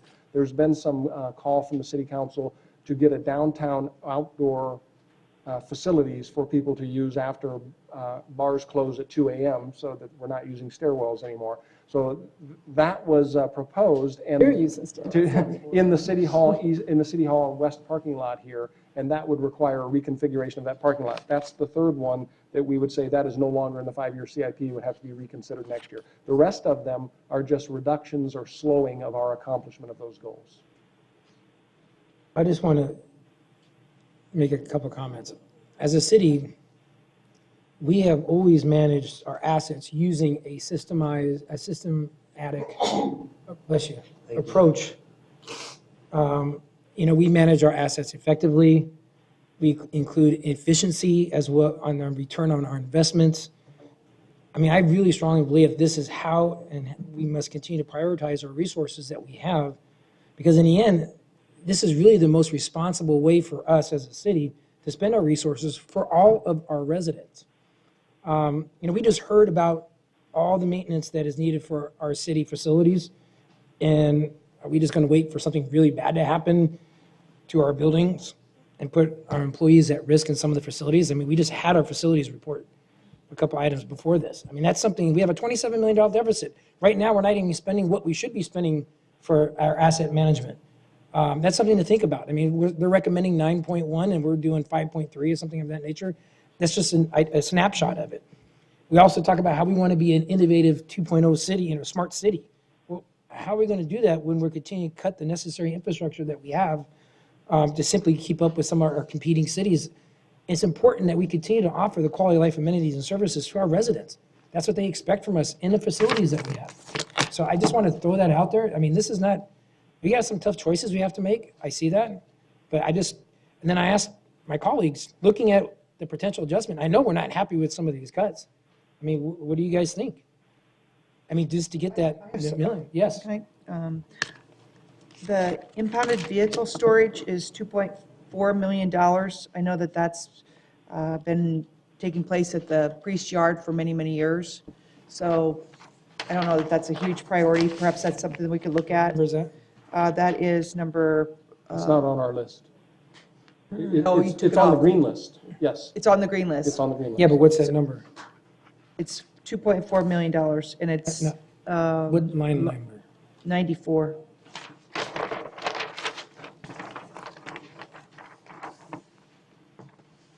I can discuss that briefly, Mayor, while you're looking. And then can I just? Oh, sure, go Just ahead. finish. Go ahead. Also, library landscape and irrigation, $2.1 million. If we put those on hold, that would be $4.5 million. And I just think that that might be a better option to look at than some of the others that are listed as cutting. Mr. Jones? So the impound vehicle storage, you can read the write-up, but I'll try to summarize, and that is, if you talk to Brenda Buren in the police department, what she'll tell you is we are not storing vehicles well. These are evidence required to be stored by the courts, and we're storing them in outside venues, stacking them in some cases with forklifts, and it's not the ideal situation. A lot of them are stored at the Apache substation, which kind of crowds that area. So I've had the same conversation as you, Councilmember, and I said, really? They're just impounded vehicles. Can't we just do anything with them? The fact is, we can't get rid of them. We have them, we have to put them somewhere. So we've looked at options like, they don't have to be stored in the city of Tempe. If there's less expensive property somewhere else on a county island that the county would lease to us that we could store them, we can do that. We've looked at all of those options. I would say that there is a way to do it without building a facility. But I think that's reflected in this cost. I think what they said is you have to build it, you should cover it, you should have a machine, some kind of a forklift to move the vehicles when you need to bring them to court or have them inspected or have them available. So I'm telling you, if you ask the police department, and I don't know who's here tonight, the police department might be able to speak more about this if you want more information. You don't need more information? Okay. So, but anyway, if that's the council's prerogative, I'm just telling you what it would mean. And it would mean we're going to have to find some other means to store those vehicles. Can I speak to issues? Is that okay, yes, Councilmember Adams? I know attending a National League of Cities meeting back in September, there was discussion of companies. I mean, this is one area where privatizing might make a lot of sense. And we should explore that option, I think, at least. There are opportunities out there to remove it from our list of, where companies that are coming in and they're organizing the towing operation, and they have apps so that you can find out immediately where your car is. Because a lot of times someone struggles to find out where their car is, and they waste a lot of time going from place to place, and the record keeping is horrible. And there is an opportunity here also to look at privatization. I agree. Thank you, Councilmember. I don't know how much cheaper that would be. I'm just not sure. To ask somebody with a private company has to have land to do this. They have to have a place to store them, and we have to be able to guarantee that they're kept in the same condition they were, because this is evidence. This is not something that we can turn over to a tow yard. This has to be maintained in a specific way. How long have we been storing the vehicles at Priest Yard? Well, we've been adding to vehicles at Priest Yard and the Apache substation for a long time, and what they would tell you is decades at Priest Yard. Right. Yes. Absolutely. I don't know how many are there.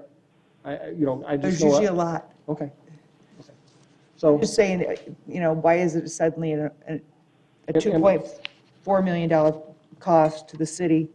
And then the library landscaping, if you want to speak to that, Ken, 2.1 million?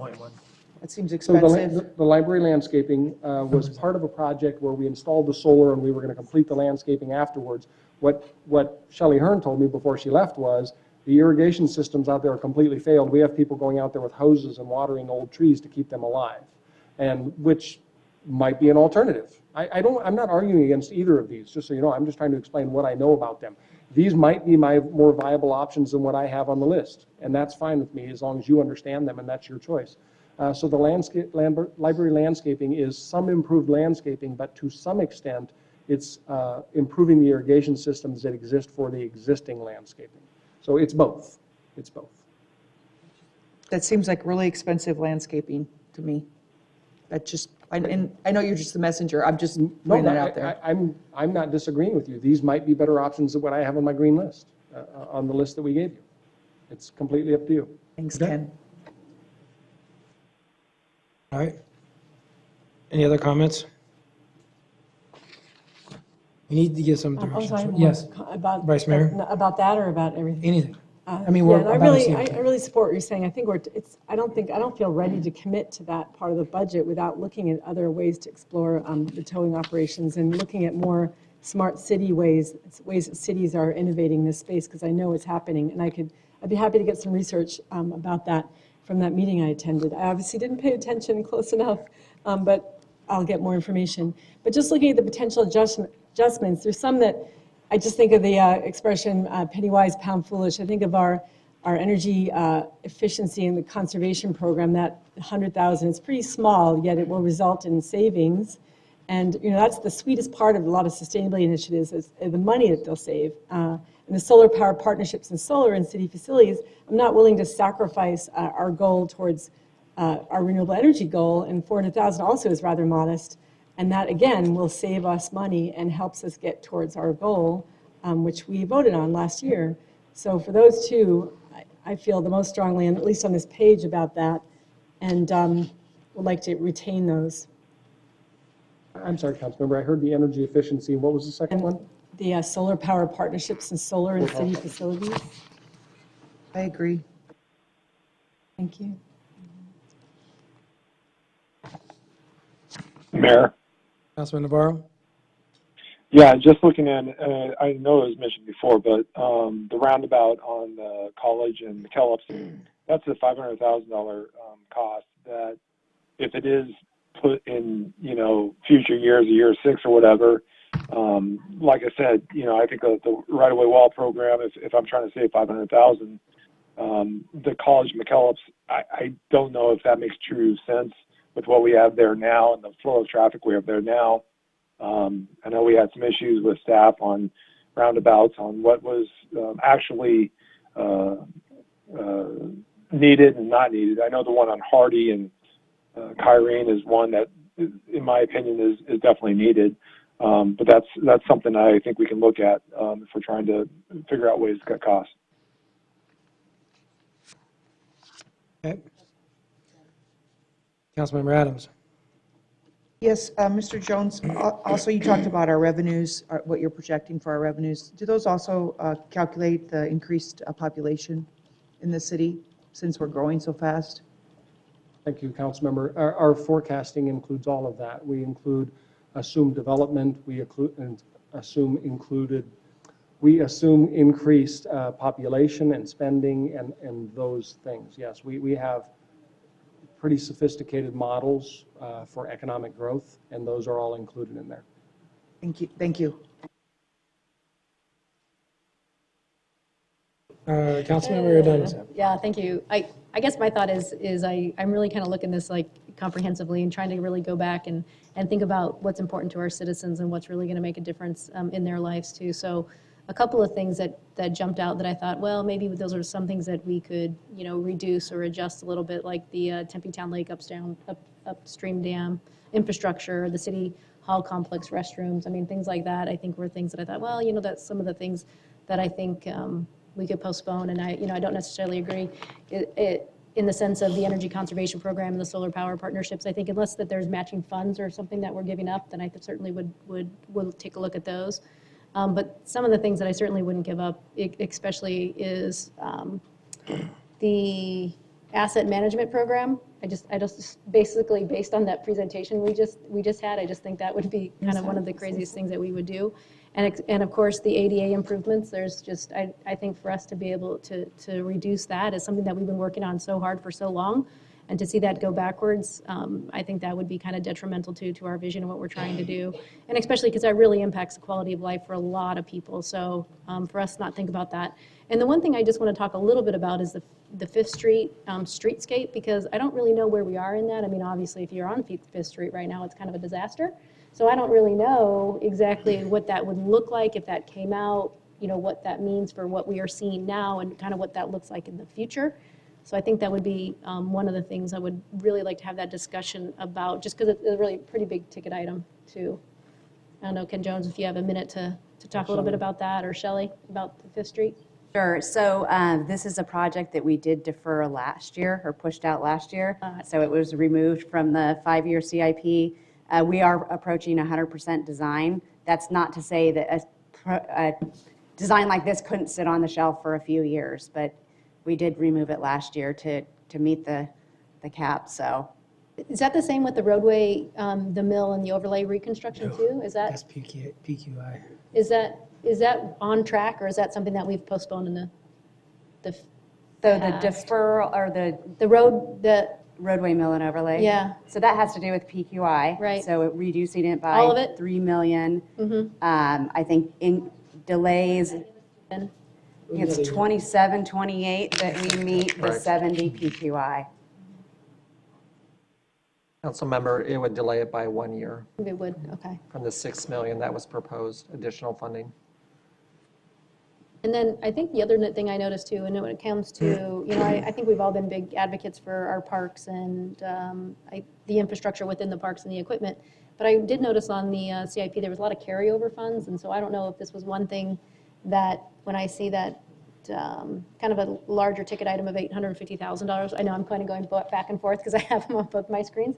But I'm not really sure exactly what that looks like and how far that pushes us back to be where we want to be when it comes to our parks. Because we have invested so much money in there, and I hate to see things just continually be pushed down the road. I think it's great to be able to wrap these things up and, get them complete. Thank you, Councilmember. So in terms of the parks, we had already reduced what the department had asked for slightly. In working with Maryland, we think we got to a pretty good number of what they could actually accomplish in a year. So I know it's a lot of carryover funds, but they've been making a lot of improvements to their processes so that they can get more done. We've reduced it already slightly to get them to a number that we thought we could do. This would slow that just a bit. And then we gave it to parks and said, realign this so that when you're in a park, you finish the park, so that we're not cutting money so that you have to go back to the park a second time. So they've realigned it so that they would get those things done. But it would slow it slightly. Well, I noticed that the same with the park remadas and replacement too. So that was another item that's on there, the $750,000. In regards, I guess for me, I think safety first and foremost. I mean, I think that's going to be one of those things that if there is a safety issue, that definitely can't come off, because that is really about the quality of life and safety for our residents. So it's super important. But I'm super flexible in regards to, putting things off just a little bit if we can, as long as we're still making progress. Well, it's funny you said it, because not funny, but I mean, feeling of safety in our community is one of the most important issues for our community. And we also are saying we want to cut 16% of our proposed LED lighting. That's our street lights. I'm just saying, like, if we want good lighting for public safety, I mean, that's another area of concern. I mean, on one hand, we know, we always talk about how important it is, but then we're proposing cutting 16% of the LED lighting program. I'm concerned about that, but I also know that we have some challenges with actually getting the savings from the utilities. Do you know, can we ask Braden if he could, I don't mean to put you on the spot, but about the we could just talk about it for another meeting, or maybe that, but those LED lights, is it SRP, is it APS? Are we actually seeing reduced costs as well as reduced energy use in that program? I can try and address that. So we have been meeting with SRP, and the information that they gave us most recently was that they were going to split, believe it's the first tier and 2 for their wattage level, but that would not result in a savings for us in terms of energy.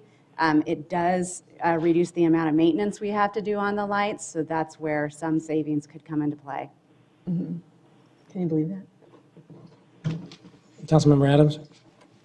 Yes, I'm wondering if you could, based on our comments tonight, the feedback that you've gotten from council, if you could do a recalculation of this list of things to take out and include the vehicle storage and the library landscape as things that could be removed, and see how our list comes out and the money. It's $4.5 million, it's a lot of money. So just doing some quick math, Councilmember, the things that you've said that individuals have said, you haven't reached consensus, but individuals have said that energy efficiency and solar, that's $100,000 and $400,000 they don't want to see cut. Building assets, $2 million you would rather not see cut. ADA improvements, $1 million you'd rather not see cut. And LED lighting, $400,000 you would rather not see cut. That's $3.9 million. So if you just stopped there and said, cut everything except that, except those items, we would be great. You can remove $5 million from this list and we would still be good And we'd as be long up as you left the other 10. $600,000. So far you've removed $3.9 million from the list. So we're still cutting more than $10 million. Or plus And if you- 600,000 though, Ken, if we remove the 2.4 and the 2.1. If you added the 2.4 and 2.1, now you're going way in the right direction.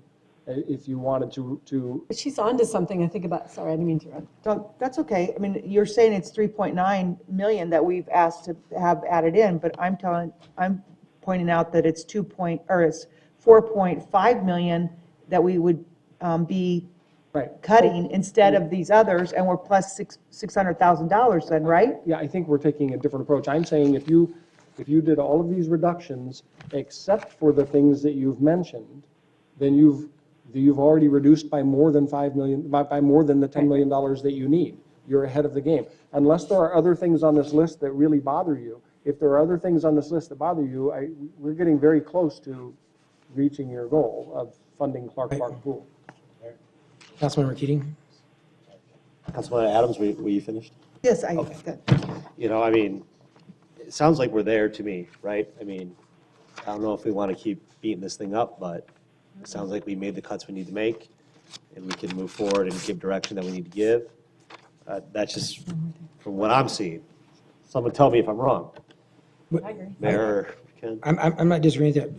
On the library, is it just landscaping or is there more to it? It's landscaping and irrigation. Vice Mayor?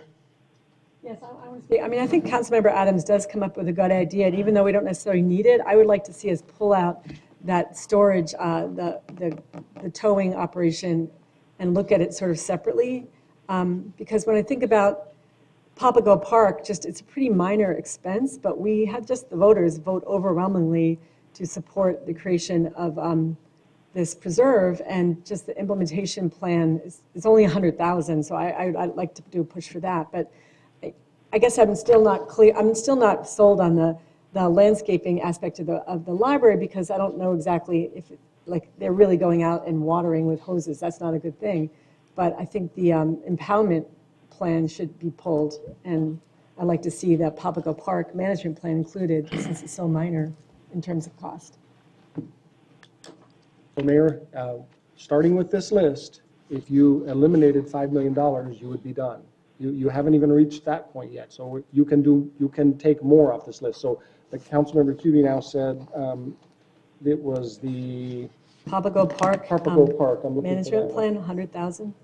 I'd like to see that in too. So that would put us at, I think we were at 4.9. That would put us at 5.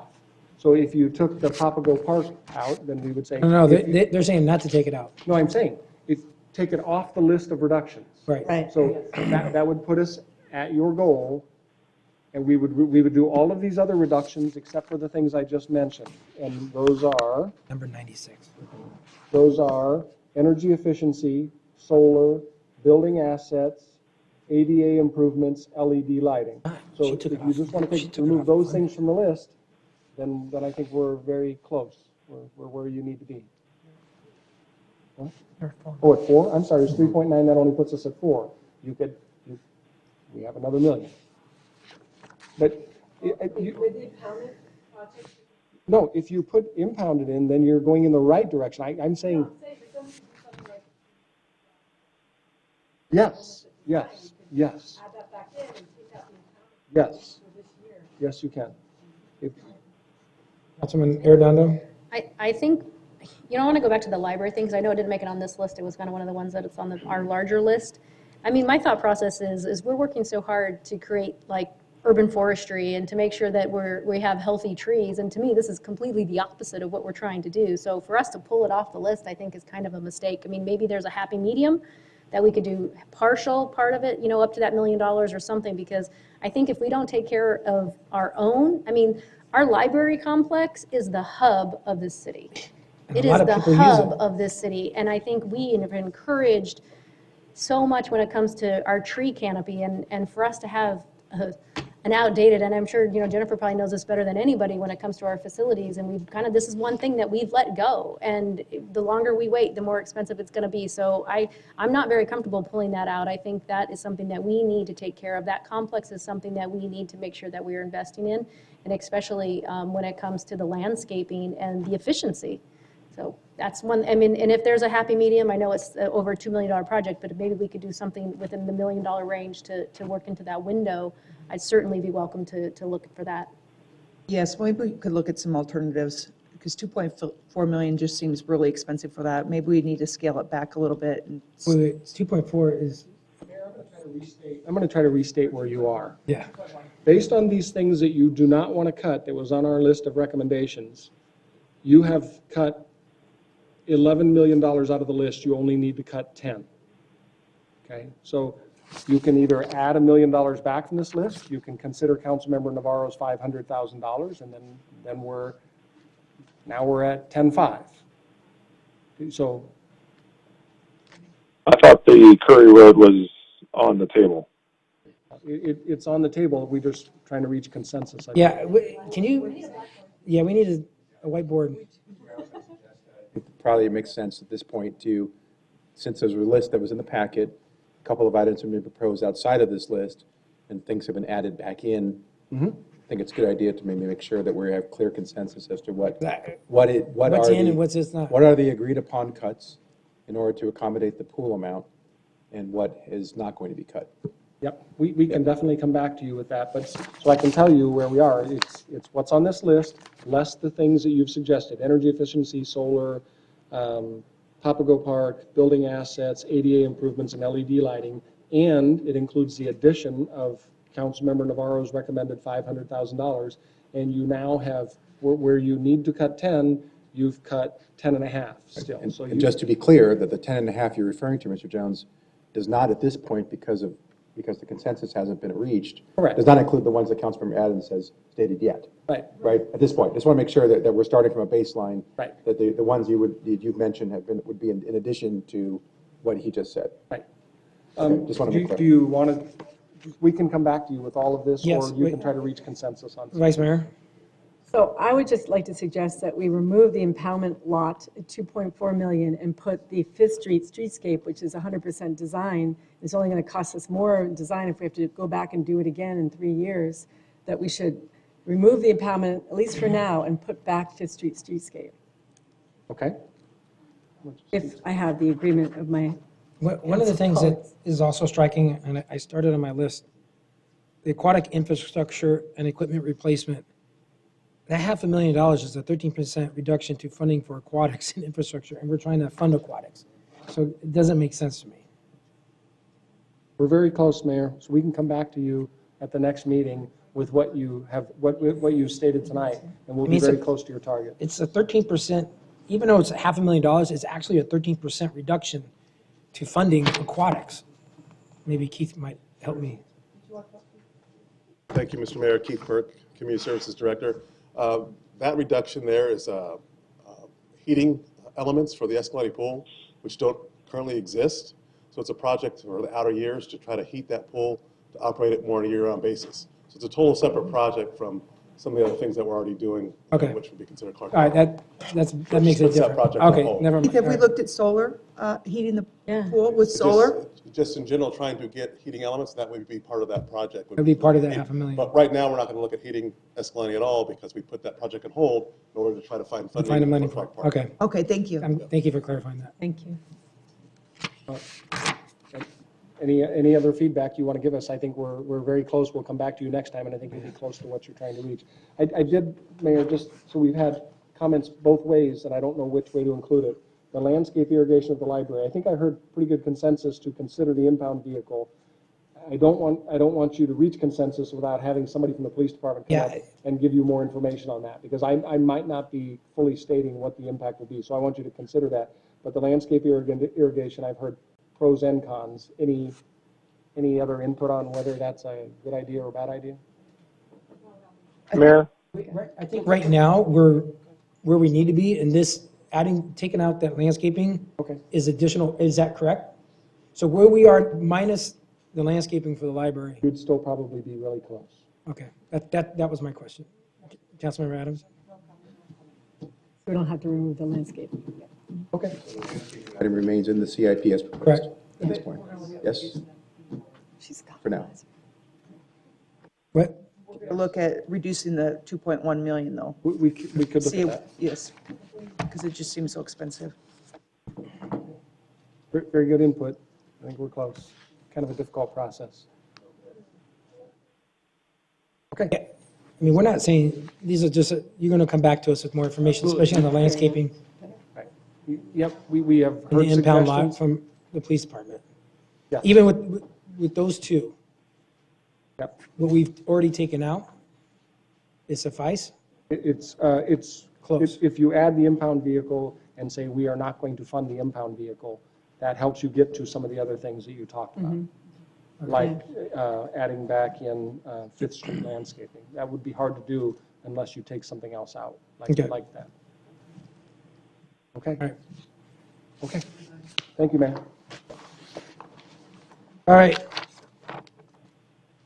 Any future agenda items? Seeing none. Next item on our agenda is our call to the audience for the committee of the whole items listed under section 4A.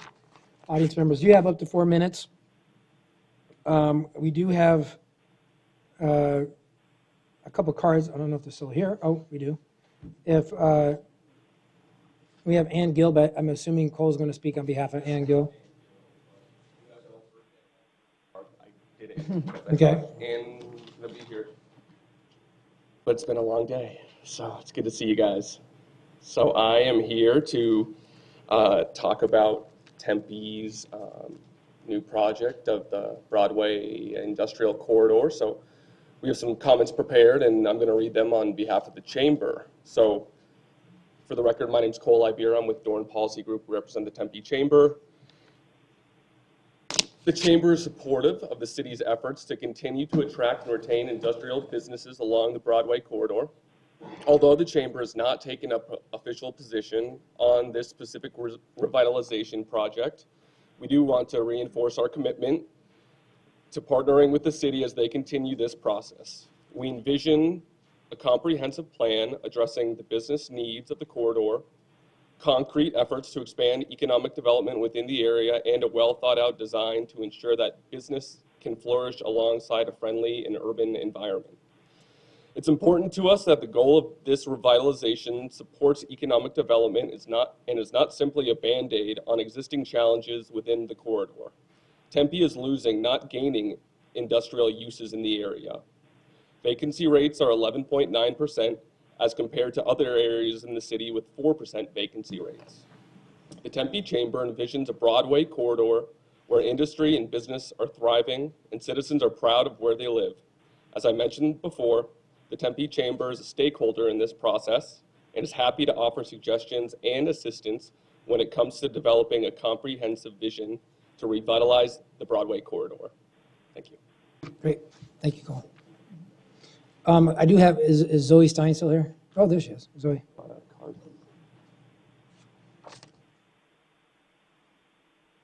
Hi, Council. My name is Zoe Stein. I live at 1010 West 17th Street.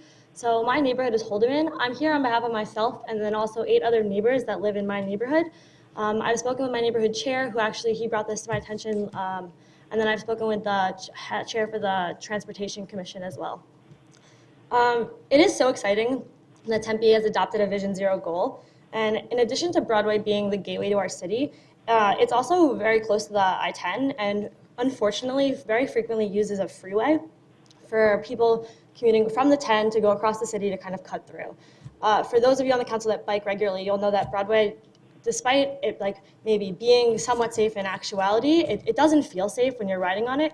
And connectivity in a final mile is a really important part as well. So as we're talking about Broadway redesign, what a lot of the neighbors would really like to see is a physical barrier and a bike lane put into Broadway, even if it would be at the expense of a traffic lane. I know McClintock was a really controversial issue that the city dealt with. But this is actually a completely different conversation for a couple different reasons. First and foremost, the traffic in Tempe that we have is mainly going north-south, not east-west. This would be a much less controversial decision for that reason. Additionally, the demographic that lives in this part of Tempe is quite different than the demographic that had strong opposition to the bike lane as an earlier conversation. But on the corner of Mill and Broadway is a huge high school, and if you go any time of the day where you see high traffic, it's also the same kind of time of day that those kids are leaving school. So at any given time in a traffic period on the road, you'll see maybe like 20 kids hanging out on the corner as cars whip around pretty fast. So a physical barrier with a bike lane, a lot of those kids also get to school by bicycle because it's their neighborhood school and they can't drive yet. So having a physical barrier would just be a huge safety component we can add. This part of the street that I'm talking about also recently had a death from a bicycle collision that you may already be familiar with. But the 10-year plan, or the Broadway redesign, will mean that we probably won't see this come to fruition for like maybe 10 years or so. And it would just be such a shame for Tempe, which is such a forward-thinking city, to not put this design in now, because if those if the years come and go and it's not in there, this will be such a harder conversation to have. But as a neighbor and as someone who's also on the Neighborhood Advisory Commission, I would love that in this plan, we could include the idea of a physical barrier, even at the expense of a lane. It would also connect this part of Broadway to the downtown Tempe area, which would be really awesome economically. Cool. Thanks, guys. Thank you. All right, that's all the cards I have. Anyone else wishing to address us on any of the committee of the whole items that are listed? Can you please get my attention? Seeing none, I'll close that portion. And items ready for council direction and status. We have item 4A1, which is a Broadway corridor revitalization. Is formerly known as an urban mixed-use redevelopment opportunities along Broadway Road. This was a committee that existed between Councilman Navarro, myself, and Councilmember Keating. Do you want to take a first crack at it, and then I'll follow up? Or Councilman Navarro will? Yeah, Mayor. It's been a long night. It's obviously, it's been an emotional night. I don't want to beat this thing up all night. I am prepared to. But I believe we have consensus to move forward with the major general plan amendment. And I would like to just take a roll on that and be done with it. Okay. First of all, I just want to thank the working group and our staff, because I think we all agree that this area is, apt for redevelopment. And this is an area that would benefit for obviously some investments. A lot that what was said earlier by some of the residents and from Cole and from Zoe. But I think the Maker District that we're looking at this area is really something that is going to help drive Tempe's manufacturing, as well as help create a branding and marketing initiative. I think that's good. It's a good thing. It'll help diversify our tax base. We just talked a lot about our CIP and our general fund that's going to be coming up later towards the end of the year, or the end of our fiscal year. And it will continue to provide manufacturing. I do want to note that we do have a very low percentage of vacancy rate for industrial parks. The 11% that was identified, a lot of that is in due, and I could be completely wrong, because we had a large user that vacated, which was Safeway. And I know that has a lot to do with the 11% that was referred to. That being said, I think it's important that we have a diversified tax base. The process, there's a couple different processes, and I agree with what was mentioned. The minor map amendment and the general plan amendment, they both get us to where we need to go. The minor map amendment gets us there a lot quicker. We could do it now. At the end of the time, whether it's minor amendment or a major amendment, they still have to come back to the council for a zoning change from its current underlying zoning. I just wanted that to be clear for the record, regardless of what we do. So we could start right now and market it with a minor map amendment. It is a change to our current text for the general plan, stating that it could be mixed use, it could be industrial, and what have you. The major amendment, we have to wait till October to get that done, and that's the will of the council. I think you could maybe do both. I would defer to our legal on that. But I think it's important that if you look at now, we can start marketing now as a minor map amendment to look at really being creative as a Maker District area that we're initially trying to do from that city. I'm not going to belabor the point, but I just thought I would throw that out to the council. Councilman Arredondo? So You know, and I appreciate the work of this group, and I know it really wasn't easy, and I think it's great to be able to focus and shine a light on an area that definitely needs some revitalization. So, I mean, it makes perfect sense that we're doing this. I guess my thought is looking at the two different processes, what I want to kind of make sure we do, and maybe it would be good if Chad or somebody can kind of explain the difference of how it works in regards to when you do a PAD, or you know, if each one is the process a little different, because my thought process is I want to make sure that I have the ability to have some say into regards to what's happening within that particular development and leverage some of the priorities and things that we've been talking about. So can somebody just walk through the difference if we are losing our leverage or not? Chad, Ryan, one of you? Let him answer the question, and then we're going to go to Jennifer, and then you can have your opportunity. Mayor, I kind of gave up my opportunity to speak, so I thought we were just going to see if we can move forward and not beat this thing up. But if that's what we're going to do, I want to be able to have an opportunity. I'm not beating it up. I'm just asking You're a not question. beating it up. Well, so that's okay. I can agree to disagree. Everyone's going to have a chance to say what they want. Yeah. I just want to know what the difference is between the two in regards to what our process and our authority is, and are we giving up any leverage if we do one versus the other? That's all.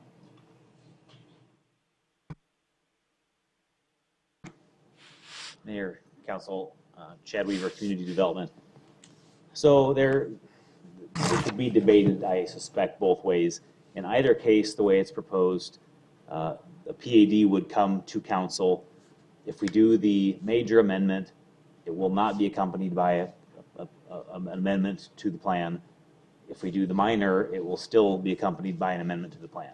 So there will be two pieces that come together versus one. But they still have to come back to the council for the zoning. That is the case. Either one. Right.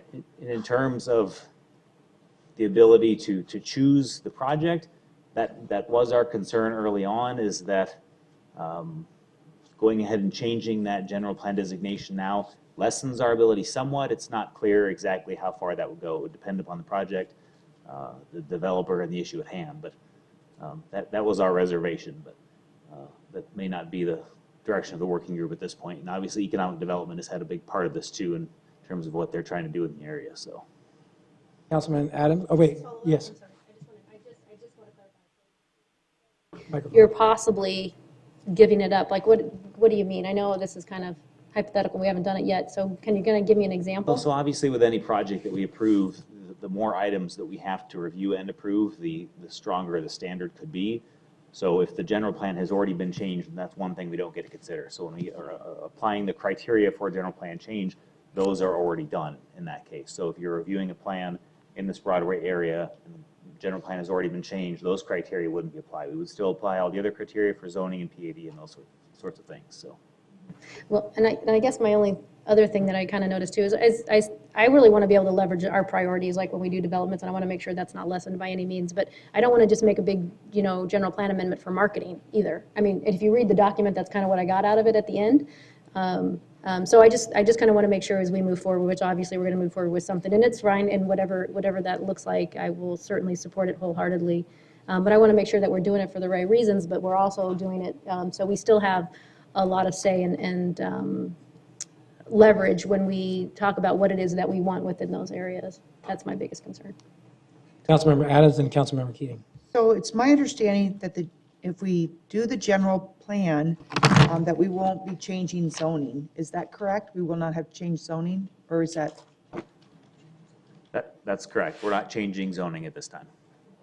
And we wouldn't have to if we do the general plan. You would. Well, that would have to happen later with the project. Depending on the project. No. You have to do both. You have to get changing for both zoning. Go ahead, Chad. Well, so I don't know if I necessarily understand the question exactly. So any project of the type we're describing would require a zoning change from the industrial zoning that might be there. Well, the general plan would already have been changed in support of that. So the general plan would change the zoning? No. Okay, that was my understanding. And so then we would have, as council, we would have, obviously, I think it's obvious, but I'm checking, the ability to approve development plans or not approve them, as the case may be. So we're not losing, I guess I'm concerned about, we're not going to lose all of our control over what goes in there.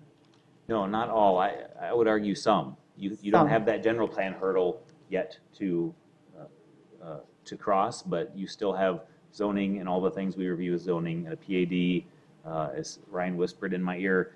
If you do a mixed-use zone, the way the code's structured now, we haven't proposed any changes, you require a PAD. So that's obviously something that the council would review and have the opportunity to weigh in on. So without the zoning automatically changing, then we do have quite a bit of control in. Yeah, you still have, it's just one piece of all those different approval mechanisms that has gone by the wayside, but you still have all the rest remaining. And then the vacancy is around 12% right now. And the other areas in town, the average is 4%. So this, by changing this could really help us generate more taxes, correct? I would leave that to economic development to weigh in on. I know that there is one user that has increased that percentage quite a bit because it's the largest user in the entire area, but to the extent that we can improve that, that would obviously, yes, improve the taxes, yes. Okay. Thank you. Councilmember Keating. Thank you, Mayor. All right, so at this point, I would like to ask, who are the people again? Just kidding. I'd like to ask Donna and Rosa to come up to the principal's office, please. And so while they're doing that, I just kind of want to read, what the policy recommendations are for the working group. It's for a long-term vision for the city to support the area's existing manufacturing and industrial uses while exploring repurposing of available building stock and the use of a maker, creative, innovative goods district to attract new investments and job opportunities. So there's 7 recommendations. They're in your packet, so it is late. I'm not going to go over those. I do have, some, just some key things, and I have some questions for Donna and Rosa and for the city attorney. The community meeting on this was overwhelmingly in support of a new vision for this area. When we brought back our original plan to the council, the majority of the feedback was do something a little bit bigger. We heard from neighbors in the area, businesses in the area, Tempe Chamber included, and we heard from you on council. That's why a majority of the working group is asking you to adopt this more robust approach that will give staff the tools they need to breathe some new life into this area.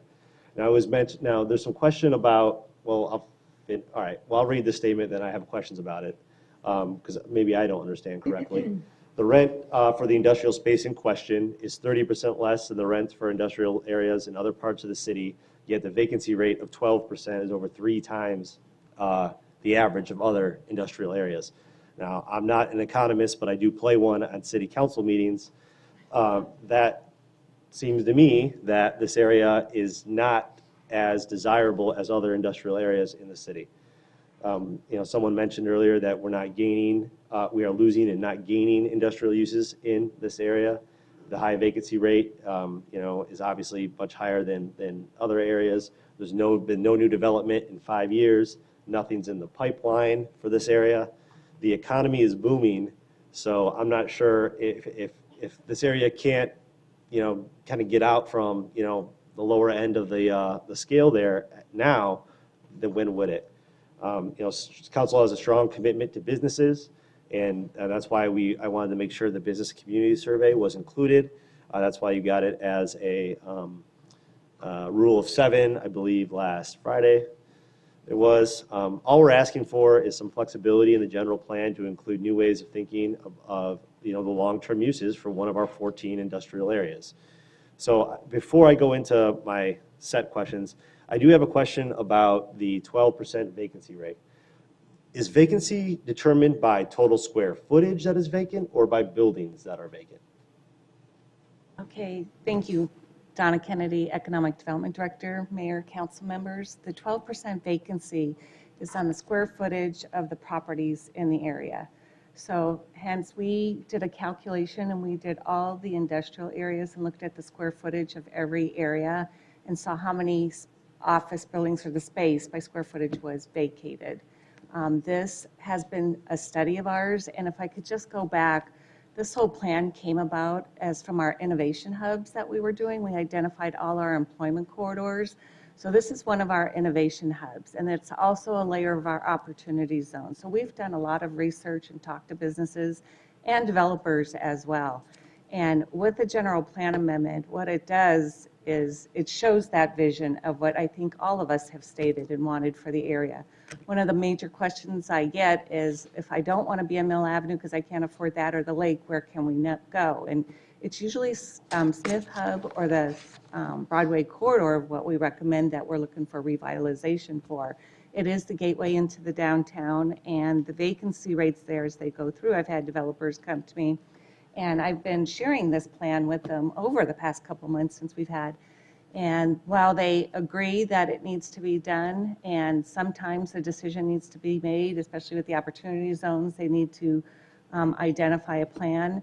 If the general plan is done and in place, that saves them a step. And I know we're willing to waive fees, which I think was a good offer to some of them, and to let them know. But then they said that we have to hire zoning attorneys anyways and planners to submit for a general plan if they have to do it.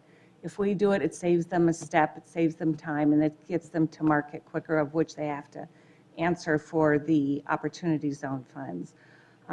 Either way it goes, but if we're going to do it to forecast what we see in this area, the Safeway, I'm happy to say they did get 2 tenants in there recently, so that's the good news. So we're happy for that. We're not looking at every project. It might be a few projects, of which we will see if somebody comes with a mixed use. It'll come back to council for a rezoning. You do have the power to say, this isn't going to work because of the location. But I have confidence in our planning department to say they'll vet everything through. If something's going to come back to a major use and put housing, that's not a good lot if it's right next door. But if it's down the road, and if it's a building that's already being occupied by a financial user or business services, and it's an old building that's antiquated and can't fit an industrial use, that project would go through our planning department, and they'll analyze and only bring you the projects that they know would meet our needs and not let go of industrial. We want to embrace industrial because this is the name of the district. It's our makers district. So we want to have these uses there. But we want to build upon it. We want to get densities. We're growing. We had that housing presentation earlier. There might be 2 lots that are great for that opportunity that we might be, looking at. The out-of-town developers had told me they look at the maps. They come in, and if it's not here, they'll go somewhere else. They said, we need to have a plan in place. They literally looked at me in the face, had said that. I appreciate all the efforts of all the options to give, but if we have and we're moving forward, and in the packet was the plan of what we want to have the text with the map change too. So it'll all be documented as one, and it'll be clear to outside investors. I can reach out to all our local investors, and I have, and different developers, but it's the niche of the outside influence that might miss it because it's not on the map. And I know that's probably more than a vacancy question. No, yeah, well, I appreciate the information. And I have a few more questions for you. Could you speak a little bit to the idea that, if we move forward with the general plan amendment, we will somehow lose control of what could be there?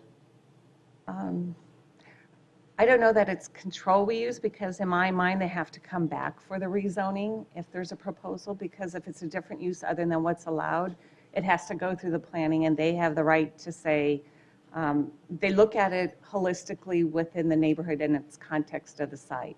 They can determine right away, the professional planners can determine if it's a use that's adjacent to something, if it wins or not.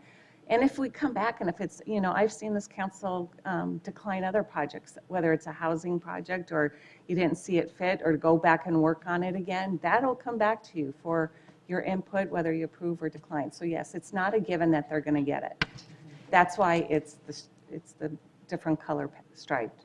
All right, 2 hopefully easier ones for you than one hard one. How does a major versus a minor plan amendment affect your ability in economic development to recruit new businesses to our area, to that area, as per our strategic priority 5.03? It is a tool that helps us, that we could point out. It shows that it's more than a marketing. It shows that the council has a vision. It gives me something that I can solidly go and say that your project would be supported. We need to go through a zoning, but it shows our vision and what is being proposed to you. What in the packet we had various strategies that this area could potentially be. it's a long-term plan. I don't think we're going to get projects in 20 every year. It might be a handful a year, but for the tool for that handful, we want quality projects. I'm concerned that from an economic development standpoint that we might miss an opportunity and they may go to another community because they feel that it's just an all-industrial area. This is more about the sense of place, place-making, and making it a combination of what we want it to be, per the vision that we had set forth in the plan. Thank you. Which option here, the major or minor options, would make it more likely we're able to bring workforce housing to that area?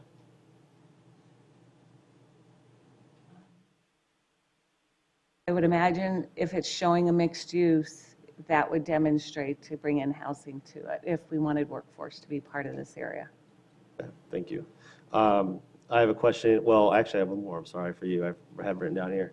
I heard earlier that there's this idea that the general plan, the major general plan amendment, is solely for marketing the area, and we don't need to do that in order to accomplish the vision of the area, which I read earlier. Could you speak to that? How is this not just a marketing plan? Well, when it goes along with the text of the plan, and we have our site selectors and clients that are pretty savvy. They are in many communities. They want to look what the vision of the community is. They want to understand before they make their decision of where they're going to invest their monies. And sometimes they don't always call me. Sometimes it's just by them looking at the map and reading the text and seeing, and then they'll call me with questions. It is a great tool to help us get the word out, sure, for marketing, but at the same time, it ties it to the plan that's being submitted as well. It's not, we went through and did the work to give you a plan to approve that would go with us. It's not just the map change. We've got actually guidelines that would follow with it. Great, thank you. My next question, and I only have two left. My next question is for the city attorney. And I thought I was going to be asking Sonia, so I'm really getting thrown a curveball on this one, Judi. Can you explain how this proposal is not a zoning issue? It's more, in my understanding, it's more of a long-term vision for projects that can come to that area as far as rezoning. But as far as rezoning is concerned, they'll still come to us and we'll still approve on a project-by-project basis, correct? Sure, that is correct. So thank you, Councilmember, members of the council. Basically, a general plan is a large overarching policy document that by state law you're required to enact and submit to the voters once every 10 years. So we have had our general plan 2040 passed by the voters. The general plan and the general plan amendments do not change the underlying zoning of any specific area. That action would have to come back to the council at a later date. Thank you. And my final question is for Rosa. Rosa, can you please, I mentioned earlier that we included the business and community survey as a rule of 7, and my name wasn't on that, by the way. Can you give us a summary of your findings that you and Stephanie found in regards to the community and business survey as compared to the rest of the city? Because I remember during our working group meeting, there were several statistically significant findings there, which is not an adjective to a term. It's actually an important measure. And I hope you'll explain that to us. Sure. Thank you and good evening. Rosa Inchowski, Director of Strategic Management and Diversity and Interim Municipal Utilities Director. So yes, as being part of the working group and our role as strategic planning, we try to provide the council and working groups actually with as much information and data that helps you make the decision. So one of the things that we're trying to do more in the organization is use the surveys that we are conducting at the council direction and use that data for decision making. So in looking and working with Stephanie, she couldn't be here tonight, but she did a lot of this work and I want to acknowledge her work. We took analysis of the citywide survey, the community survey from last year, and the business survey from 2017. And then we tried to look in comparison to the respondents in that area compared to the citywide response. So I won't go over the document in detail because you have it before you, but and it's a late evening. But just in general, statistically significant means that basically we are strongly saying this is not by random chance, that we are saying that the respondents in this area feel less favorable towards physical appearance of the area. They feel there's more importance in the attitude of local government towards businesses. It means more to them. Overall feeling of safety, image of the city, the condition of their neighborhoods, appearance of residential property in the area, maintenance of property, private property, enforcement of private property in the area, codes appearances, commercial properties, management of traffic flow, which was mentioned earlier, and also an initial analysis was conducted on a smaller study in that area, which focused on the industrial areas within the Broadway corridor. And for those questions, we found that the Broadway corridor response group responses in the community survey tended to be less satisfied with two specific areas: city efforts to promote redevelopment of distressed commercial centers in their character area, and direction of city is heading in. So we think that basically the respondents in that area, it's just additional information for the council to consider as far as what the respondents in that area are considering. And Councilmember. Joel, mute your phone, Joel. All right.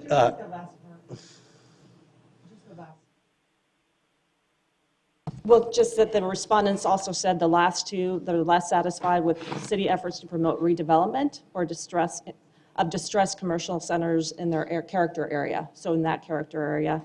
And then they are less satisfied with the direction the city is heading in, as opposed to the entire city. All right.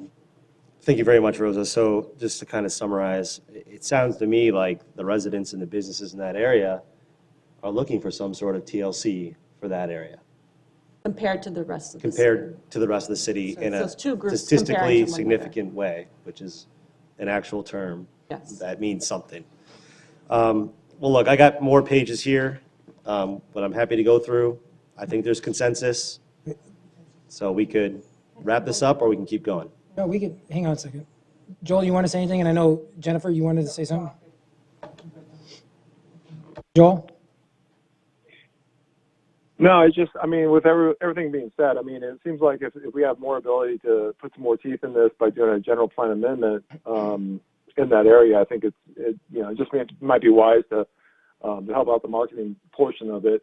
You know, you brought up and I have no idea if they can do it or not, even if we tried to go for the general plan amendment in October and then in the meantime doing the short-term marketing. I don't know if that's counterproductive or not. But it seems like if we do both, you know, we're still trying to achieve the long-term goal of making that district into something that we want to see, as Randy has explained and as we've listened to. Just sounds like it's more marketable that way. So I you know, either way I'm fine, but I think my goal is to try to get that full amendment done. Councilman Arredondo? Just really quick, Mayor, I guess I brought up it being a marketing plan because I just got to say this because the subject of this memorandum says Broadway Corridor Marketing Plan. So I kind of went with the assumption that this was a marketing plan, and that's why I just is questioning why we are doing a general plan amendment for a marketing plan. So I totally agree that this area needs some TLC. I appreciate the data and the feedback, and I don't disagree with any of that. So I think whatever we can do to make those things happen. I guess I'm just not 100% sold that we need to do the general plan amendment, but, you know, I totally respect the will of the council. I always have, and, you know, I'm a team player, so I can certainly appreciate that. But I do appreciate the focus and the attention on that area. I think it's well overdue. And I just want to comment. That's what I stated earlier. We already said we want TLC for this area. This is prime for redevelopment. And my only concern, as I mentioned earlier, we can market this as our economic development team has stated sooner rather than later with a minor. That's the only thing I said. I'd rather start right now as opposed to be waiting till October. But again, I know the outcome is going to be the same because we can, one is you could do it now, the other one we wait till October. But I would tell you, we all want to look at innovative, creative ways for Maker District. I think that's an important aspect of how we started this conversation. Always been at the forefront of that. I think that we can continue to do so. And if that's the will of the council to move with a general major plan amendment, that's fine. I'm just saying it's important to note, we can start right now if we looked at a minor amendment, and we still can market it the way we want to market it, so. Can I speak? Yes, Vice Mayor Kuby. So I want to thank the working group, Councilmember Keating, Mayor Mitchell, and Mark. I'm Joel Navarro, you're still there, for all of their work and leadership. And I think this is really exciting. I'm particularly enthused about the possibility of workforce housing. And the bike issue that came up that Zoe Stein from the Neighborhood Advisory Commission brought up, is that something to be discussed tonight, or is that in the future? Just future? Okay, fine. I support it as a major plan amendment.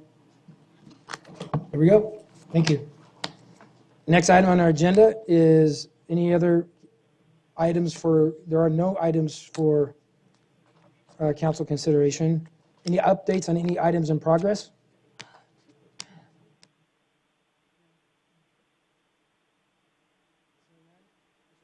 Do you have any announcements?